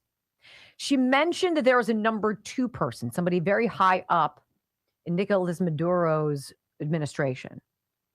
And I did some snooping around. I can't confirm if this is the guy, but his name is Alex Saab, like the car, S-A-A-B. And he's one of Nicolas Maduro's closest allies. And when I tell you what this guy is getting pinched for, it's going to sound like something else going on in Minnesota. Saab is Venezuela's former Minister of Industry and National Production. He made his initial appearance in court. Literally, he was just brought back to America and charged. He made his initial appearance in court in May 18th, after being charged for his alleged role in a sprawling international money laundering conspiracy involving the corruption and exploitation of a Venezuelan public welfare program intended to provide what? That's right, food to vulnerable Venezuelans. Kind of like, what was that? Feeding our futures. Feeding our future. No ass. Feeding our future. Yeah. Just like that. But that's not why Trump wants him. I believe the president is squeezing Alex Saab to take down something much bigger, this global election network. And now we know Saab is Maduro's close ally. He's described as his bag man and alleged financial operator. He was arrested in June 2020 in Cape Verde on U.S. money laundering charges, serving as a Venezuelan diplomat at the time. But get this, Saab was secretly providing intelligence to U.S. agencies, including the DEA, for years about corruption in Maduro's government. He's a double agent, making him a potential witness. And he was recently deported back to U.S. custody, as I said, May of this year, and could become a crucial star witness against Maduro. Now, it's been widely opined, talked about, that Smartmatic election machines, that whole company, was invented under Chavez in Venezuela before Maduro. And that network, those voting systems, and if you do even a peripheral dive, and some of you have gone way deeper down that rabbit hole than I, it's not really a rabbit hole. Anybody who, like Chris Cuomo or Anderson Cooper or anybody else out there, wants to tell you that there's no evidence, there's not a shred of evidence, and they speak with absolute certainty, we're on to you. It's like Josh Shapiro, who was then Attorney General, if he even was, if we believe that he even won that in the state of Pennsylvania before he failed upwards into the governor's house. And he said, 2 days before the 2020 election, when all the votes are counted, Joe Biden will be the winner. And I remember looking at Brock, and I was like, that's a very odd thing to say. It's sort of like Gavin Newsom when asked, with California's jungle primary system of suck, in which there are 62 candidates running for governor, what if the two Republicans squeeze out all of the Democrats? And he let the mask slip. And he said, there's an emergency glass break scenario. We won't let that happen. Really? And then how do you go after people who are sniffing around, reporting the truth, or asking questions? You make a spectacle of somebody like Tina Peters or a Tucker Carlson or a Catherine Herridge. These people who were doing their jobs and who were reporting for the greater good. Not allowed to do that in this strange new world we're in. I reject that. I say suck it to all of the hacks out there who think they can bully us into silence. Not a chance. When we come back, hour number 3 of the Wendy Bell radio program, it's not about who gets to vote. It's about who counts the vote. And the guy in charge in LA County has a pretty curious past, I've found. Would you like to know about it? Well, don't go anywhere. That next on the Wendy Bell Radio Network. Let me tell you about Texas Bullion Exchange. You know, our money certainly doesn't go as far as it used to. And if you seriously worry about this crazy shift a lot of people have made to digital currency, like what happens to your cash? That's why we're seeing an unprecedented need for an alternative store of value. And for me, it's been gold and silver. I'll tell you, Texas Bullion Exchange, wendylovesgold.com. If you go to wendylovesgold.com or call 800-927-5557, you can learn how to protect yourself and your family from inflation, from all of the craziness in the world by diversifying with gold. You can learn all about American Gold Eagles, right? You can learn all about gold buffaloes, gold bars, gold rounds. And if you get a qualifying gold-backed IRA, you're going to get one of these. You're going to get, hold on. There we go. My ugly face there. Bad picture, bad hair. My signature. You're going to get this, and there are only like 25 of them. So I hope you get one. 855-927-5557. Unlike a traditional IRA or a 401k, which typically limit investments to stocks and to bonds and to mutual funds, a precious metals IRA offers a way to diversify retirement savings with tangible assets, things you can hold in your hand, right? Like metals. And they actually provide a hedge against inflation and economic uncertainty. It's easy to open a precious metals IRA over the phone. It's simple. It is straightforward. You choose your metal, gold, platinum, palladium, or silver, and you can choose coins, bars, and rounds. Precious metals have historically held their value over time. I mean, I'm not 7,000% since we lost the gold value and the gold standard, and the value of a dollar has gone down 90%. So, wendylovesgold.com, 855-927-5557. All right, so Brock and I were talking about this thing that's happened to both of us. And I'm just going to say, if you're one of those people, and you chalk it up to getting older, right? You're like, well, I am getting older, so I am going to put on a few pounds. It's menopause, or it's for men. I'm just, everybody, all the guys get a little bit around the waist and they lose their shape. Why accept that? And then you're, by 2:00 in the afternoon, if you're like, you're dying, hit the wall. Why? It doesn't have to be like that. And literally one thing that I did, I started taking bloodflow7.com from Juvenon. Bloodflow7.com/Wendy. I take 2 capsules every single morning. Not only do I sleep like a rock, I don't crash during the day. My workouts are nuts. I push harder. I go farther. I last longer. I feel better. I just feel better. And it matters. It matters. This is less than $1 a day. Try it with me for a month. What do you have to lose? Right? Wendy, bloodflow7.com/Wendy. All of their stuff there. All of their stuff, 30% off for the Wendy Bell Radio family. And that means you can also get their GLP-1 Gold. Okay. GLP-1 Gold is I think it's a way safer alternative than the weight loss shots. This isn't some funky stuff. This is this is your body remembering what it used to do before you lost that GLP-1 hormone, and it fires between your brain and your gut, and it's like, hey, you're full, you don't need to eat anymore, and you're like, woo, I'm done. And you don't eat, you don't crave, you don't overdo it, and it gives your body time to get rid of what you already have and be ready for your next meal. This is this is their #1 weight loss tool. If you have significant weight to lose, I'm not talking 4 pounds, significant weight, this is your best friend.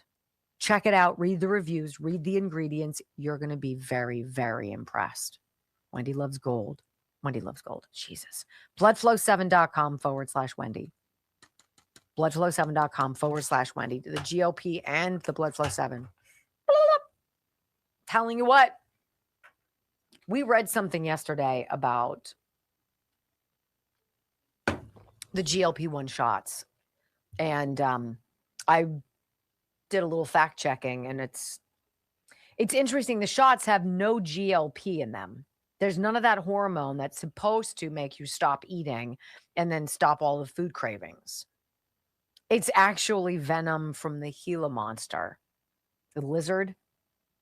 Do some reading.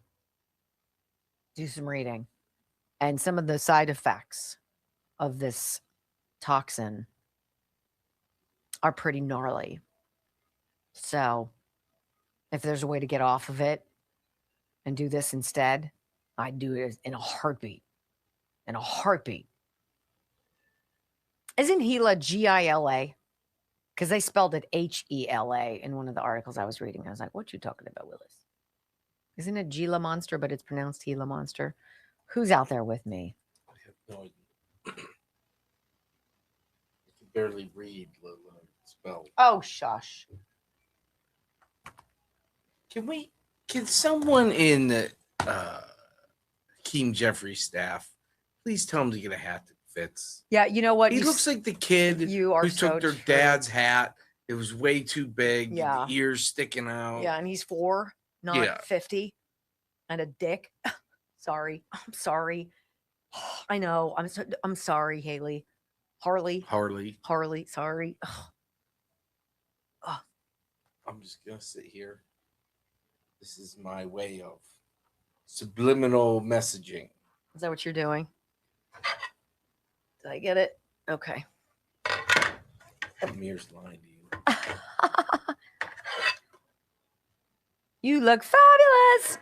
I know. I'm going to come in one day and put a crack in it. That's rude. You're so mean. I know.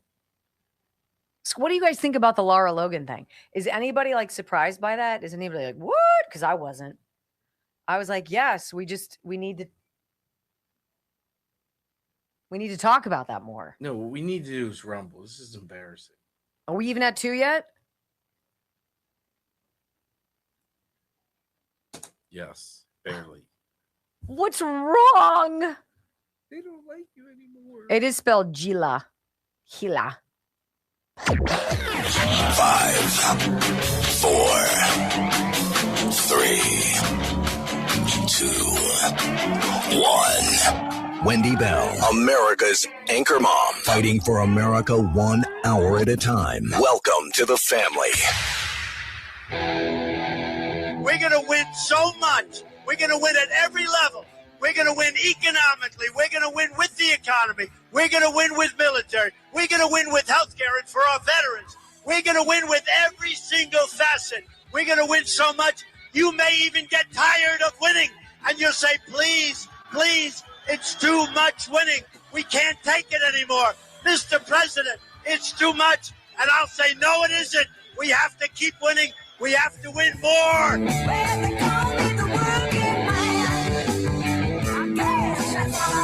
We're going to win more.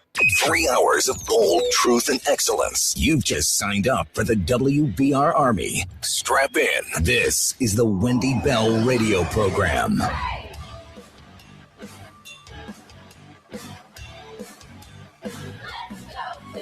Welcome back. Hour number 3 of the Wendy Bell radio program is live. You know, it's interesting. How many of you have volunteered to work in your local voting precinct, whether it's your, school gymnasium or it's somewhere in your community?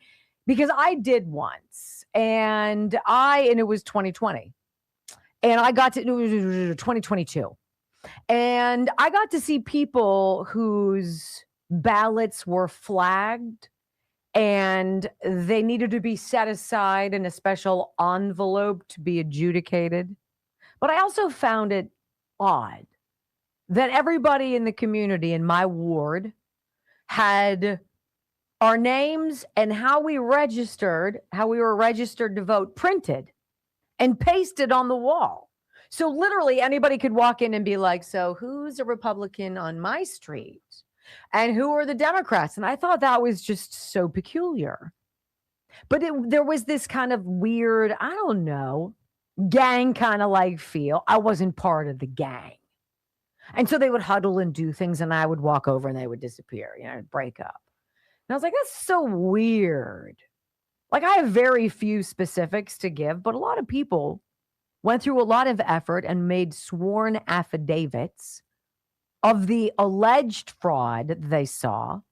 And so for people out there, anybody, whether it be a pollster, Harry Enton, Anderson Cooper, Chris Cuomo, I don't care who to be like, there's no evidence of fraud, to now make it be like, there's no evidence of widespread fraud.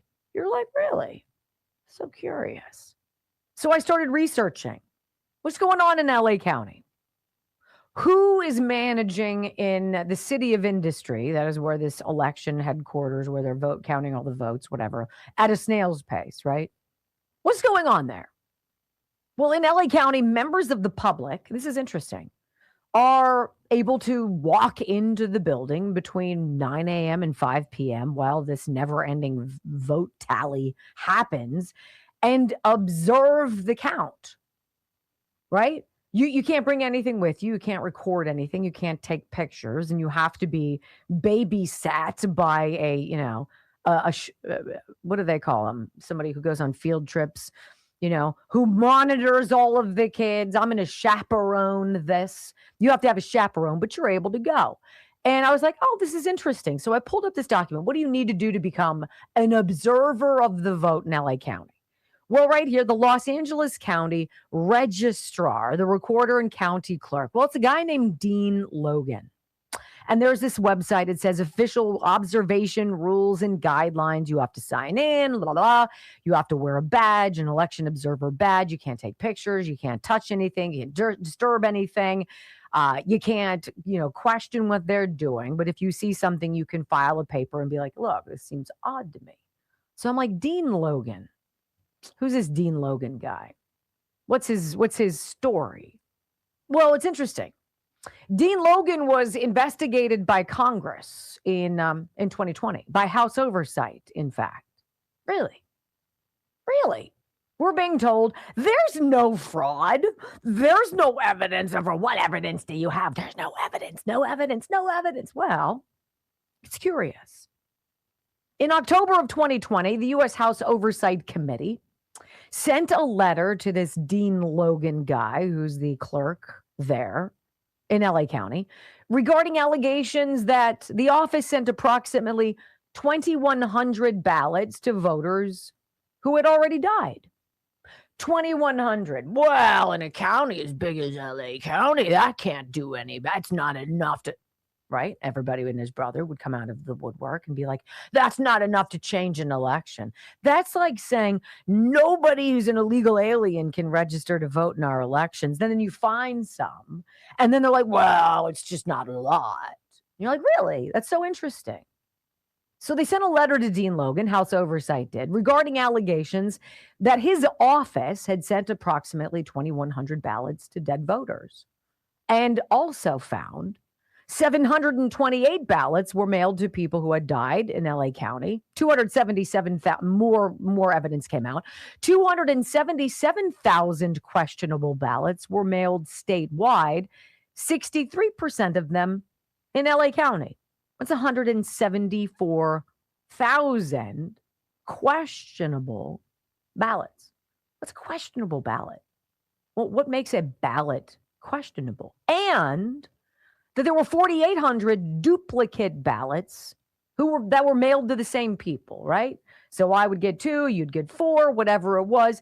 There were 4,800 of those. That's a lot. That's 180,000 questionable ballots, either sent with some kind of weird markings or to somebody who's dead, moved away, or duplicates in 2020. That's kind of a big deal in a city where Nithya Raman, we're told, has miraculously pulled ahead of Spencer Pratt by 43,000 votes. That's 4 times that number, for those of you keeping score.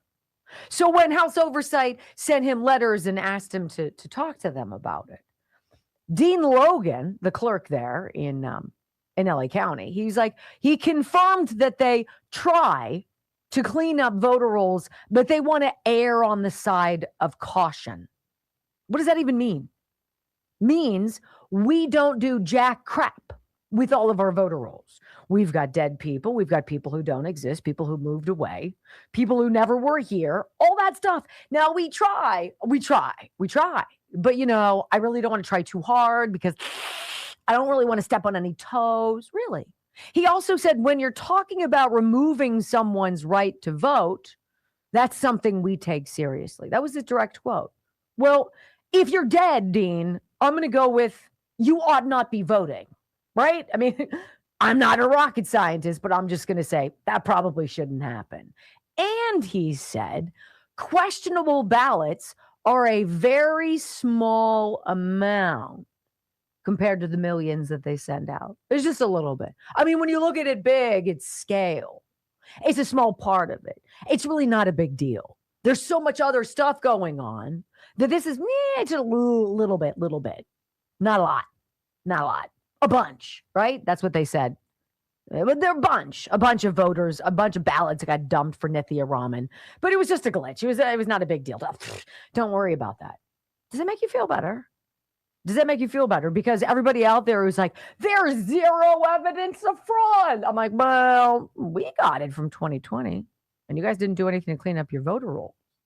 Well, it's almost like we've known for a while that California is a Democrat dumpster fire. And I want to read you this from October 30th of 2020, as we're going to set up the hack from News Nation, Chris Cuomo, who's going to prove to you that everything you suspect, everything your common sense is telling you, everything that has you asking questions and going, that just doesn't add up in California. I don't know what's going on. It's so weird. Yeah, it's going to make it all make sense. Duplicates and dead people. This is literally CBS News. Duplicates and dead people. Hundreds of thousands of questionable ballots sent out to LA County voters. Now, before I even read any more, the same dude, Dean Logan, responsible for that, is the same dude, Dean Logan's responsible for sending out the ballots this time last week. Isn't that so weird? Do you guys feel like he probably made a really strong effort to clean up the voter rolls? No. 6 years later, it's the same story. Let's read. With Election Day next week, they told us right before Joe Biden allegedly won that election, a new investigation has found hundreds of thousands of questionable ballots sent to Los Angeles County voters. Investigative reporter David Goldstein found thousands of people received not one, but two ballots in their own name. And thousands more were sent to people who've moved or died.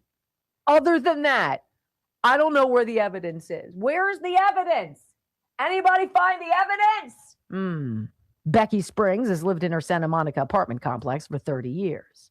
That's why she was surprised when a ballot was delivered to Carol's old apartment, even though Carol, whose name we're not revealing, moved 15 years ago and died almost 10 years ago. Other than that, I mean, like, whatever. It's curious, she said, that someone who passed away 10 years ago would receive a ballot. Is it, Becky, at all? CBS said, we found that's not the only curious ballot or ballots. Tommy Robinson received two ballots in the mail addressed to him. One to his address on Wilshire at apartment B406, and the other using the number sign B404. He could have voted with either or both, but he didn't, allegedly.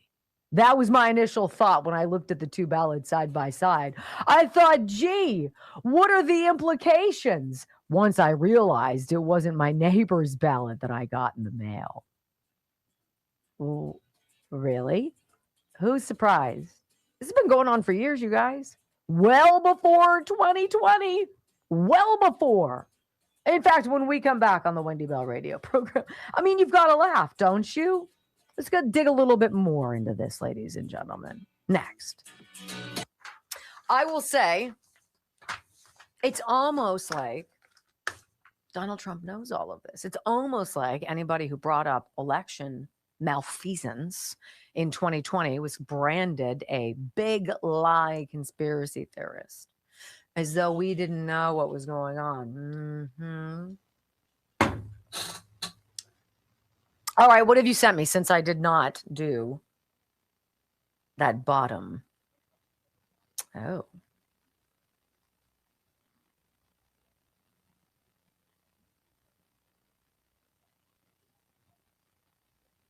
Oh. Whew.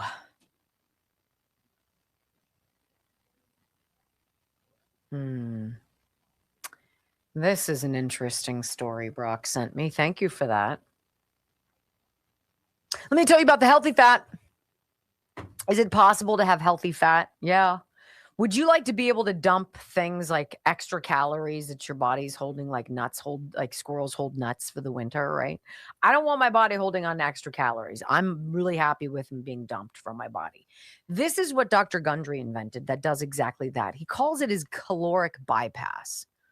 And he said in his research as a cardiothoracic surgeon, as he was inventing this powder that he's made and he's had on the market for over 20 years, because he lost 70 pounds drinking this. This is what I drink every day in here with my collagen. He said there is a process in your body, and he calls it a caloric bypass. And the ingredients in a scoop of this in water, you're already drinking water.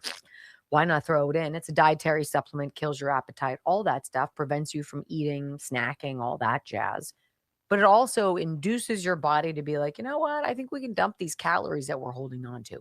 And that's what pushes you off that weight plateau, right? You can eat celery for the rest of your life and plateau. And it's so frustrating. You're like, I didn't eat anything and I'm not moving on the scale. This is a great budger.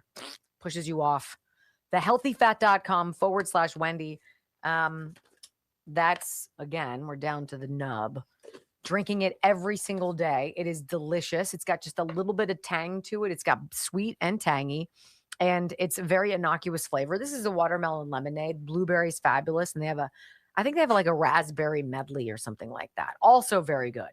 But if you're already, the value of drinking water, why wouldn't you go to thehealthyfat.com/Wendy, order your bottle, your jar, and start it today and see your appetite get crushed. 70 pounds. And Dr. Gundry's like, this isn't some like anomaly. It didn't just happen for me and two people. He said through the course of his last 20 years that he has recommended to and has seen success stories in quite literally thousands of people. That's pretty impressive. Thousands of people. Thehealthyfat.com/Wendy. Let's see.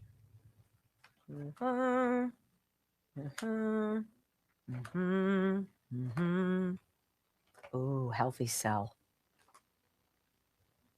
How you doing? That did sound a little creepy, but that's okay.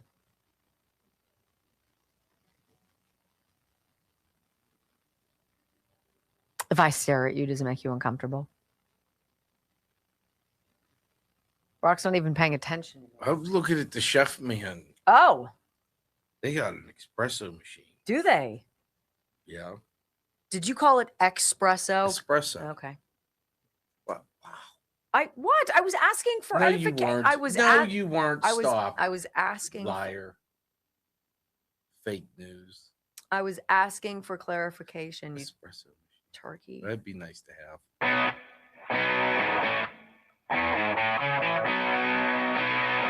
Look, you're allowed to ask questions in America, but it's odd when you get pushback when you exercise your free speech right to do so. Look, as human beings in this world, we ask questions of each other all the time. Why are there certain areas all of a sudden that are off limits? Welcome back to the Wendy Bell radio program. How about this headline from the New York Post? Bombshell photo unveils damning Nithya Raman link with homeless voters as fury erupts over LA ballot count. So what Harry Enton was so desperate to do at the first beginning of this program was to stand at his wall and to quote an LA Times poll of 1,000 people, how they were surveyed and what the questions were. I don't know. It's behind a paywall. But he's like, this is the biggest conspiracy theory I've ever heard. Of course, Karen Bass wants to go up against Spencer Pratt. She could beat him. She can't beat this Nithya Raman babe that nobody's heard of. Right? And the media and the polling crank up to pass a narrative, but people aren't buying it. Uh-oh. Now you've got a problem. And California got a problem. Thousands of homeless voters were registered to vote at LA shelters, despite many not living there or the facilities not having any beds.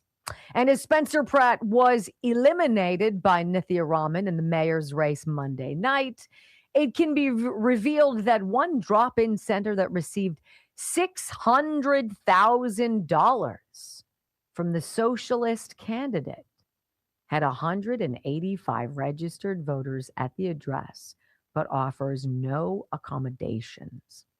Wait, one drop-in center, one center for the homeless in LA received $600,000 from Nithya Raman? What? The revelations have prompted U.S. Attorney Bill Asaley to say that he's going to investigate the concerns uncovered by the Post and follow the evidence to see if the law has been broken. Hey, look, we don't know. Enough people are asking. It smells fishy. As Mike Johnson says, it stinks to high heaven, and everyone knows it. And we're going to investigate. How dare you? Really? Because that's what Chris Cuomo is about to say coming up in the next segment. You've got to hear this interview. It's wild. A review of records shows 7,600 voters tied to homeless shelters and service providers. Interesting. Among them was St. Joseph Center in Venice, a homeless services drop-in center with 185 registered voters tied to its address. The organization received $600,000 taxpayer-funded grant awarded by Nithya Raman while she chaired the city council's Housing and Homelessness Committee. That's wild. Last week, the Post contacted her campaign and the center seeking comment regarding their relationship between the council member and the organization, but they've not heard back. I'm sorry, we're not accepting your messages.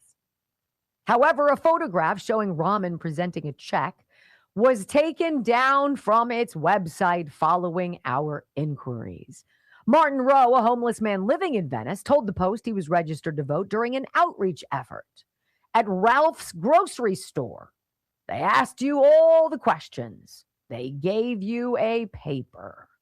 The largest concentration of homeless voters was at the Midnight Mission in Skid Row, where voting records show 1,160 registrations, but its website shows it only has beds for 84 men and 36 women. That's 10 times more, right, than who live there. One homeless man on Skid Row, Norman, said he witnessed voter registration efforts in the area for years and claims he had previously been paid to help sign up voters and that cigarettes were offered to some people during the drives. It was a big push to get certain area of town registered to voting, Norman, who declined to give a last name, cited pending his a court case he's apparently in, told the Post. They're just doing it because we're here. You see people sitting around. It's just a few lines to sign and boom, you're a registered voter. What? The Post could not independently verify who provided them with whether the activity was connected to any campaign, political organization, or voter registration group, but the details echo a similar case previously reported by our newspaper.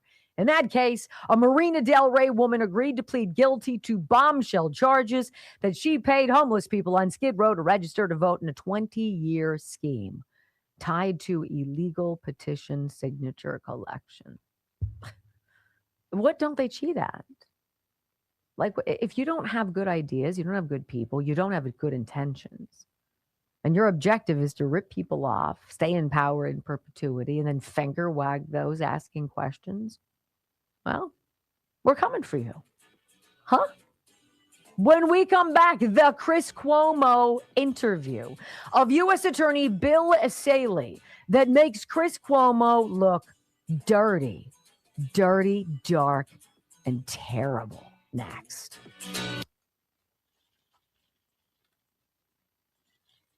That's so gross. Right? Woof. There's no evidence, Brock. This attack is It's super unsettling. Super unsettling. Doesn't bother me. It doesn't bother you? Mm-mm. Why? What? Why doesn't it bother you? The tag? No, I was talking about Chris Cuomo. Oh. What are you talking about? I thought you were talking about the tag in the back of your shirt you were complaining about earlier. Where did you come up with that?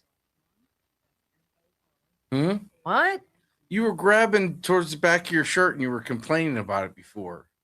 I don't know what you're talking about. Really? All right, let's talk about Healthy Cell. HealthyCell.com/Wendy. I'm going to pull up what they've got going on right now. This is a great time. This is a great time to get something for dad. And they have something that's very helpful. There's a 5-minute quiz when you go to healthycell.com/Wendy. There's a 5-minute quiz that asks you questions. What sorts of things are you interested in improving? Is it your skin? Is it your blood pressure? Are you hoping to get off some blood pressure medication? What is it? Is it your cholesterol? Is it your eyesight? Is it your heart and vascular system? How about your bone strength? Are you stressed out? Do you wish you could calm down without taking a prescription pill, some Xanax? What if you could just take one? This one. Calm mood. How much better is that than getting a prescription for a narcotic or something? No, thank you. I don't want anything from pharma. These are great. Microgel, the delivery, the secret sauce is the delivery, and the delivery is like a jelly, right? It's fantastic. Here, I'll take one. Calm mood. You're going to need that. This is berry lemon. They taste good. You don't need a prescription. These are very natural things that help you with any number of maladies or issues that you want help with, right? And you get 20% off your first order, healthycell.com/Wendy. It's the microgel that is the delivery thing. It gets into your bloodstream faster because a lot of us don't really digest capsules and pills very well, and gets into your bloodstream and gets to the cellular level, which is the whole point. You need it there.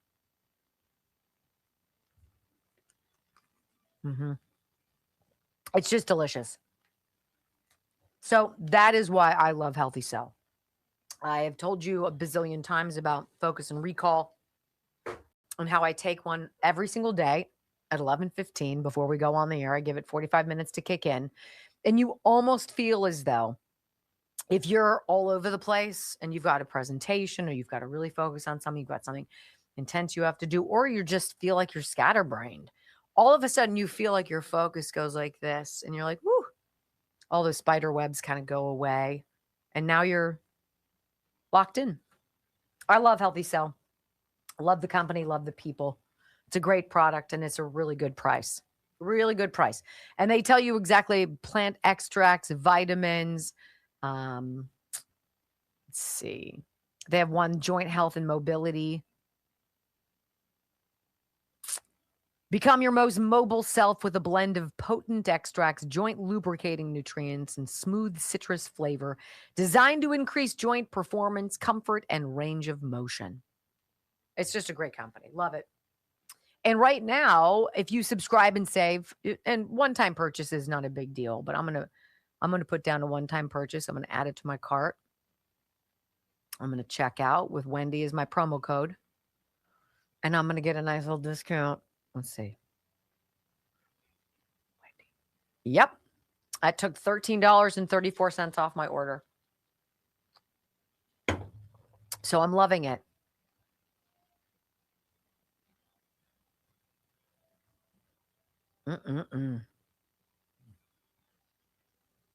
What's going on, Brock? Nothing. Tell everybody what your assessment of this interview with Chris Cuomo and Bill Asaley. He's just a douche, right? Like, this is everything you hate about trying to talk to someone, right? When they disagree with you.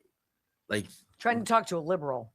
Right. Like, there's people who don't like Benny Johnson, right? But you know what I can I really listens. like about him, he listens. Mhm. He asks a question and listens. Chris Cuomo has no, and like everybody, I'm sorry, most people on TV now, the Scott Pelley's, the interviews, they don't wait for the answer, right? Like Chris Cuomo, and then that whole when he says, well, how long were you in the state Senate? Yes. And the guy's like 3 years. Oh, so I'm supposed to take your 3 years of expertise against my 30 of covering it. Well, covering it doesn't make you an expert. So yeah, give me the 3 years. And then he starts doing that lawyer talk. Well, that's not this. This is in the law. The law would promote. Mhm. You know what? Your semantics. I gotta. It's very off-putting, but you need. So this I hate started, and I'll tell you, this started with a clip that Chris Cuomo put up, or somebody put up. News Nation did, and it was like 2 minutes, and I was like, I need.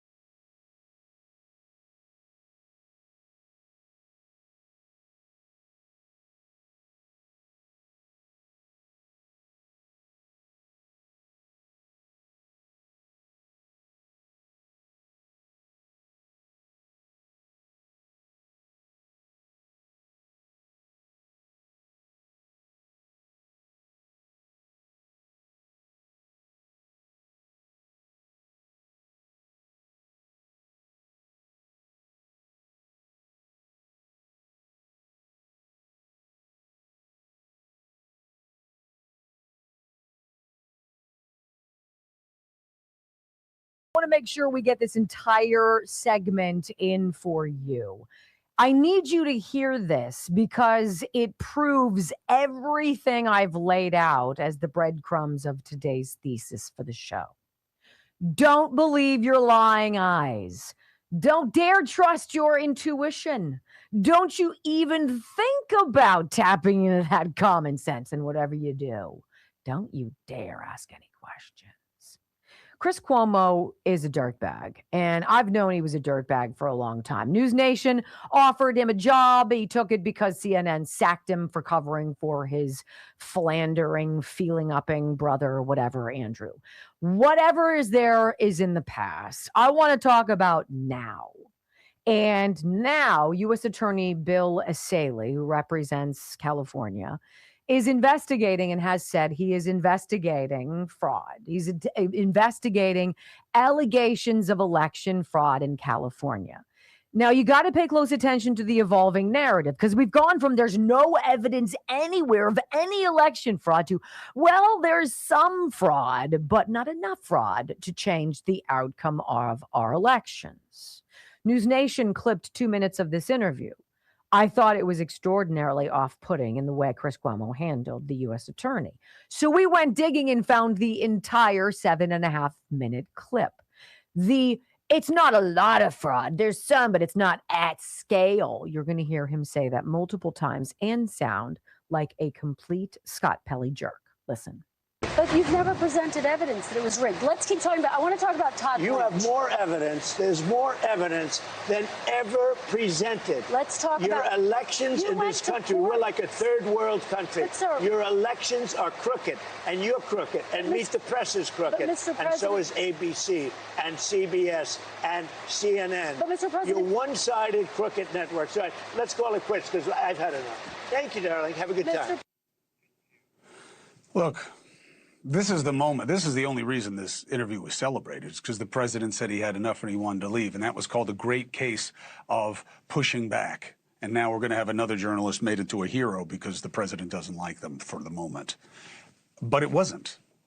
Because here's what should have been said in that situation. Right? And it's not 20/20 hindsight. I've done that interview. I've done many like it. And in the moment, I would have said this. The only proof that we know of anyone or anything at scale trying to affect the outcome of an election is what you did and what you had people do. in your elections that was adduced, deduced, and reduced in a court of law. That's why people lost their licenses. That's why they went away. That's why they had to admit they were lying.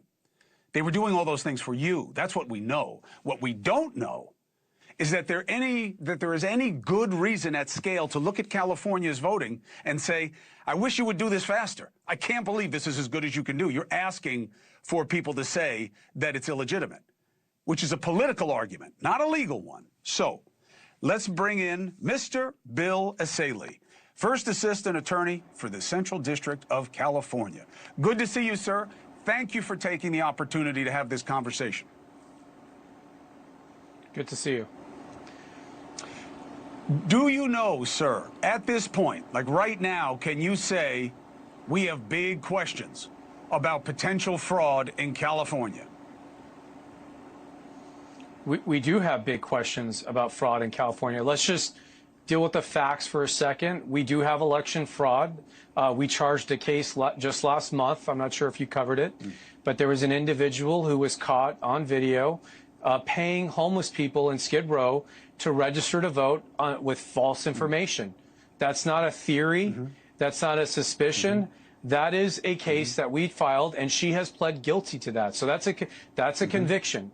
So we have multiple cases in that vein open on election fraud. Now, the question that, you ask, and many is it widespread? How much is it? No. Is it enough to sway an election? Well, the answer is we don't know. No, you can't say no. You haven't done an investigation. You don't know. No, you don't. Oh, you don't know because we have not been able to. You haven't done an investigation. We want to get the voter rolls. You haven't. Oh, Mr. we're Asaley, doing the investigation. You are just that's different. So then you have not conducted an investigation. You are conducting one. So you don't know, and you are in the business of knowing right now. You don't. You are pointing to one case, and you know what? You could point to a dozen. Do you know why? Because those are all the cases you've made in the last decade. A dozen.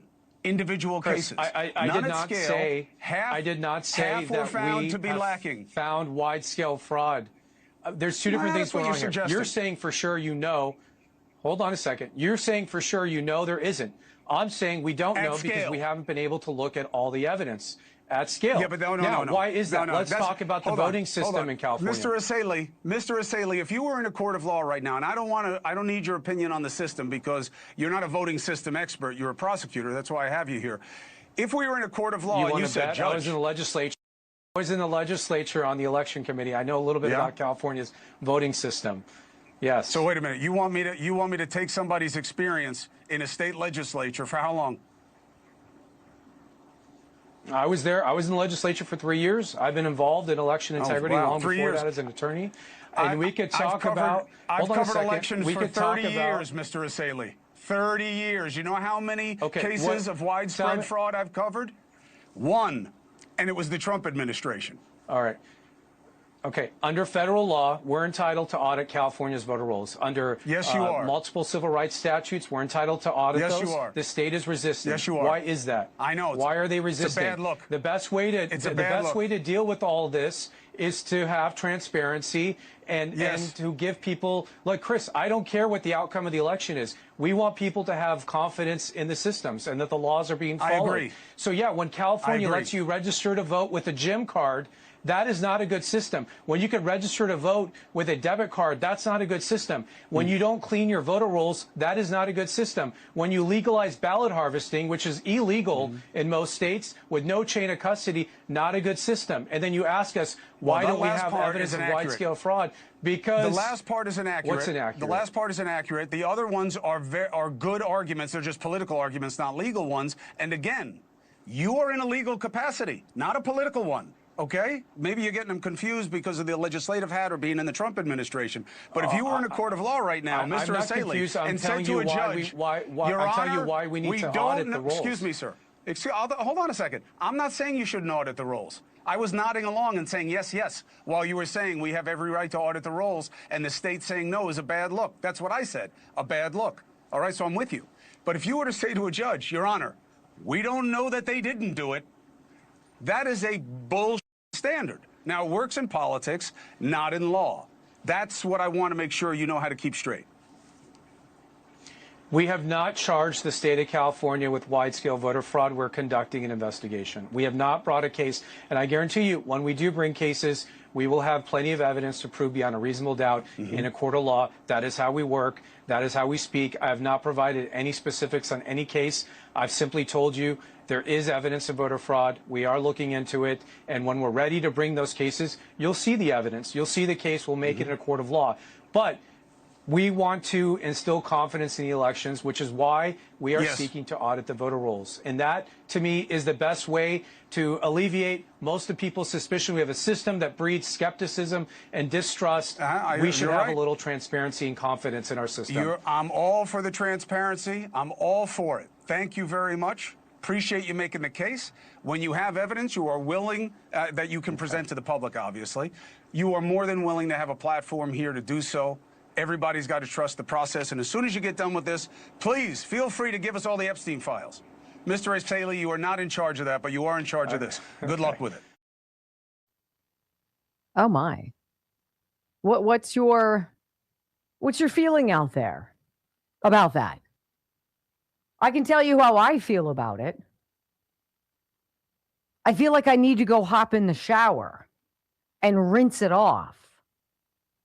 It is such a bad look for News Nation.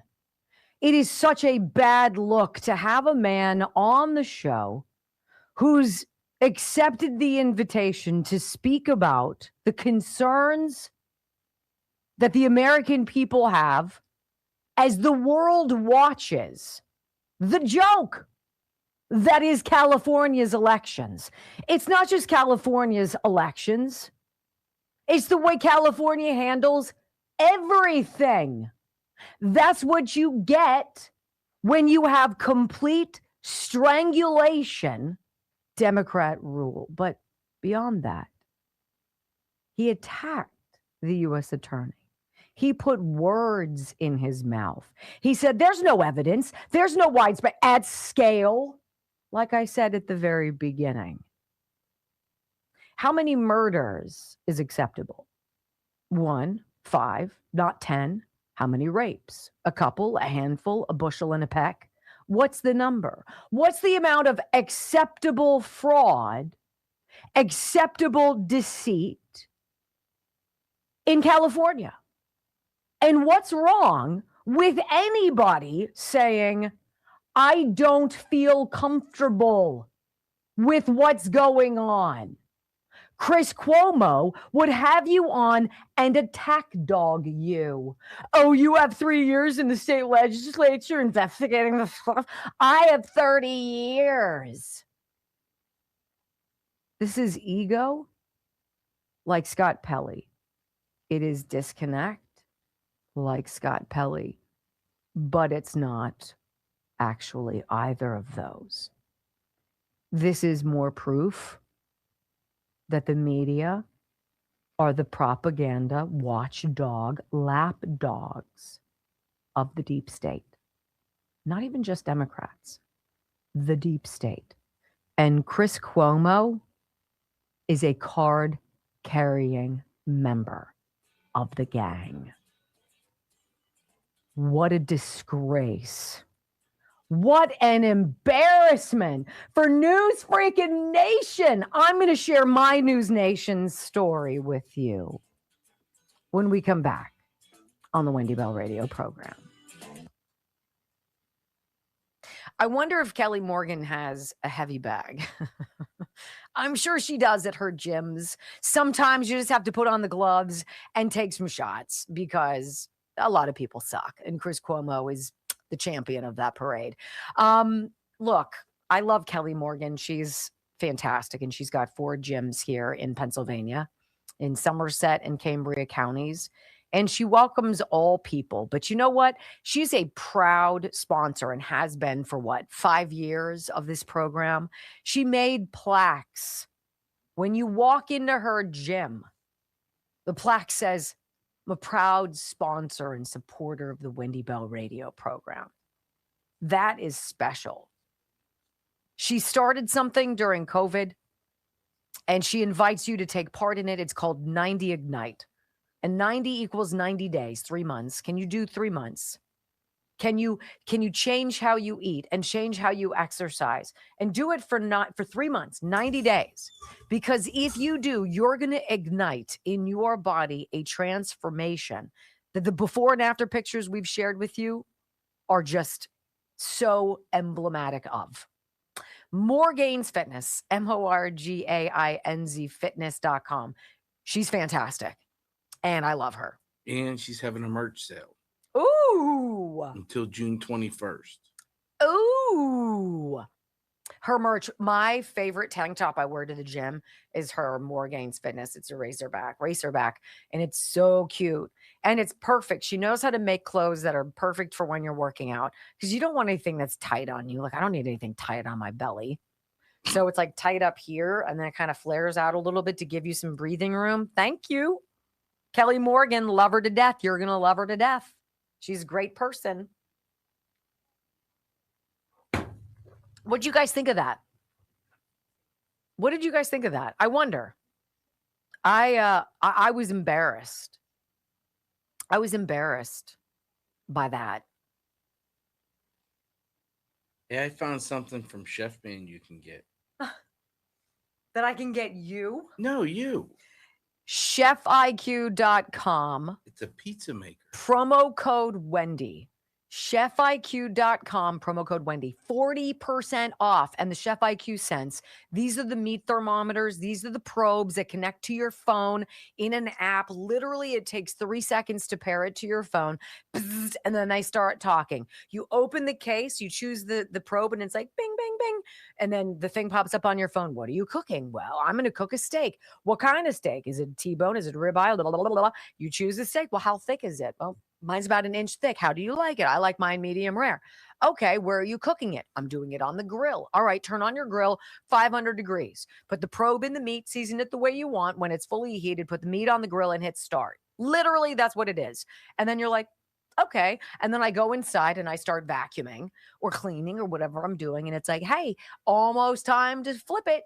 And so you're like, oh, great. So then you stop doing what you're doing and you walk outside and it's like, time for you to flip it. And you're like, okay, flip it, close it again, go back, you hit start again, go back doing whatever you're doing. And then when it's got 60 seconds to go, almost time to remove from heat.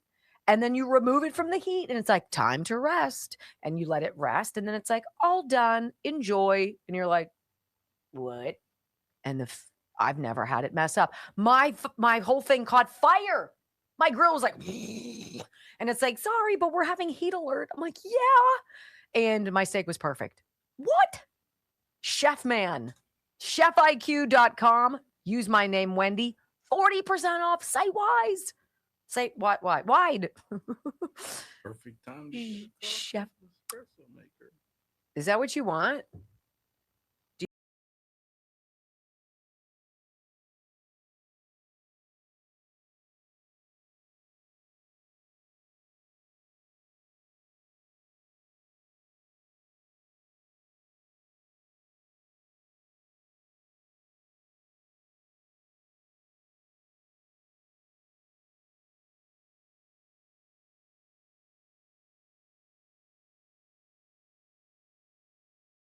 Often about this, but it was about 5 years ago, maybe even longer, when I got a call out of the blue from a guy who was starting something new.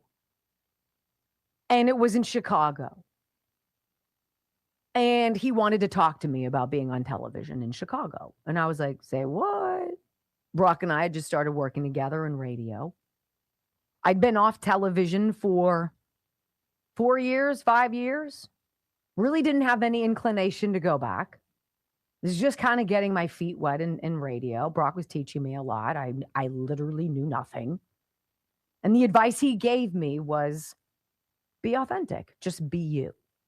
And I'm like, well, I can't be anything other than that. So thank goodness that's your advice, right?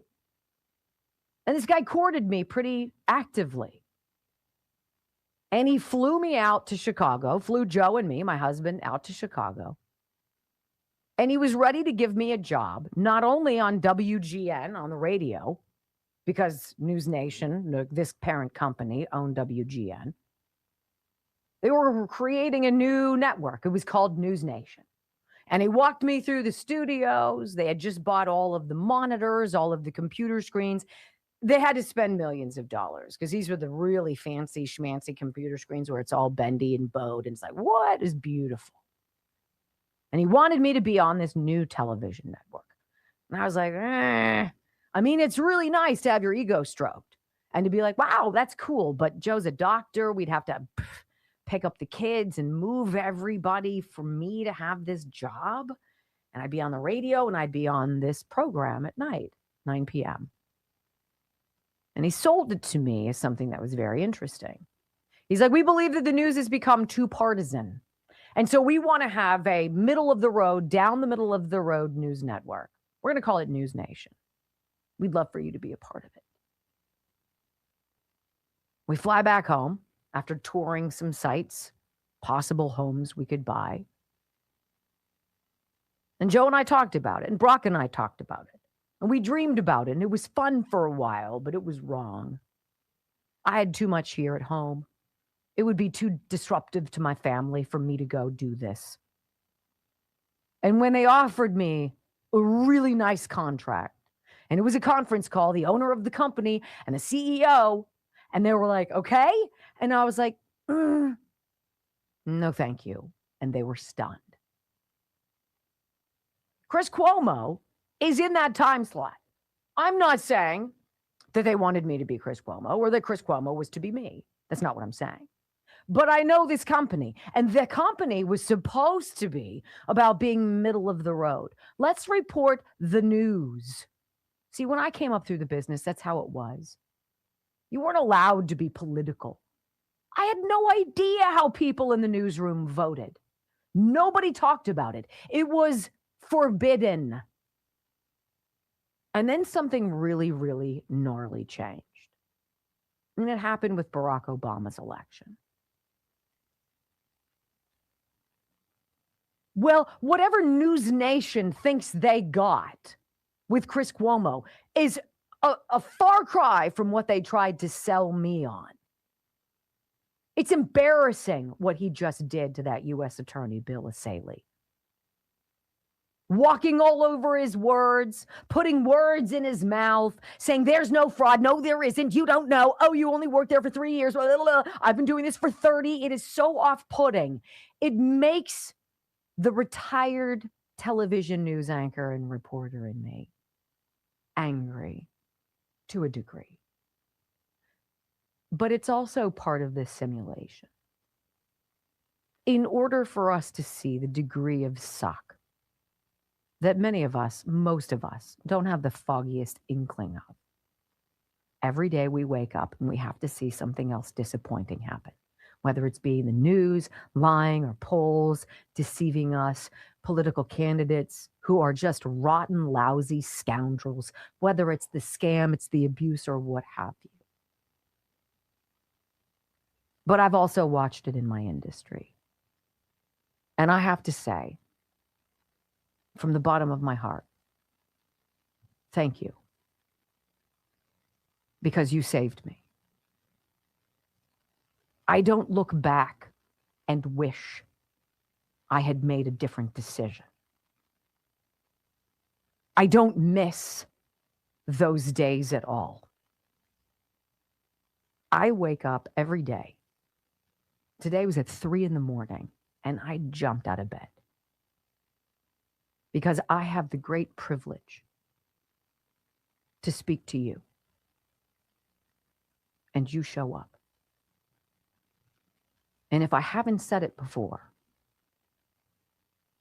let me say it now. You saved me. You gave me great purpose.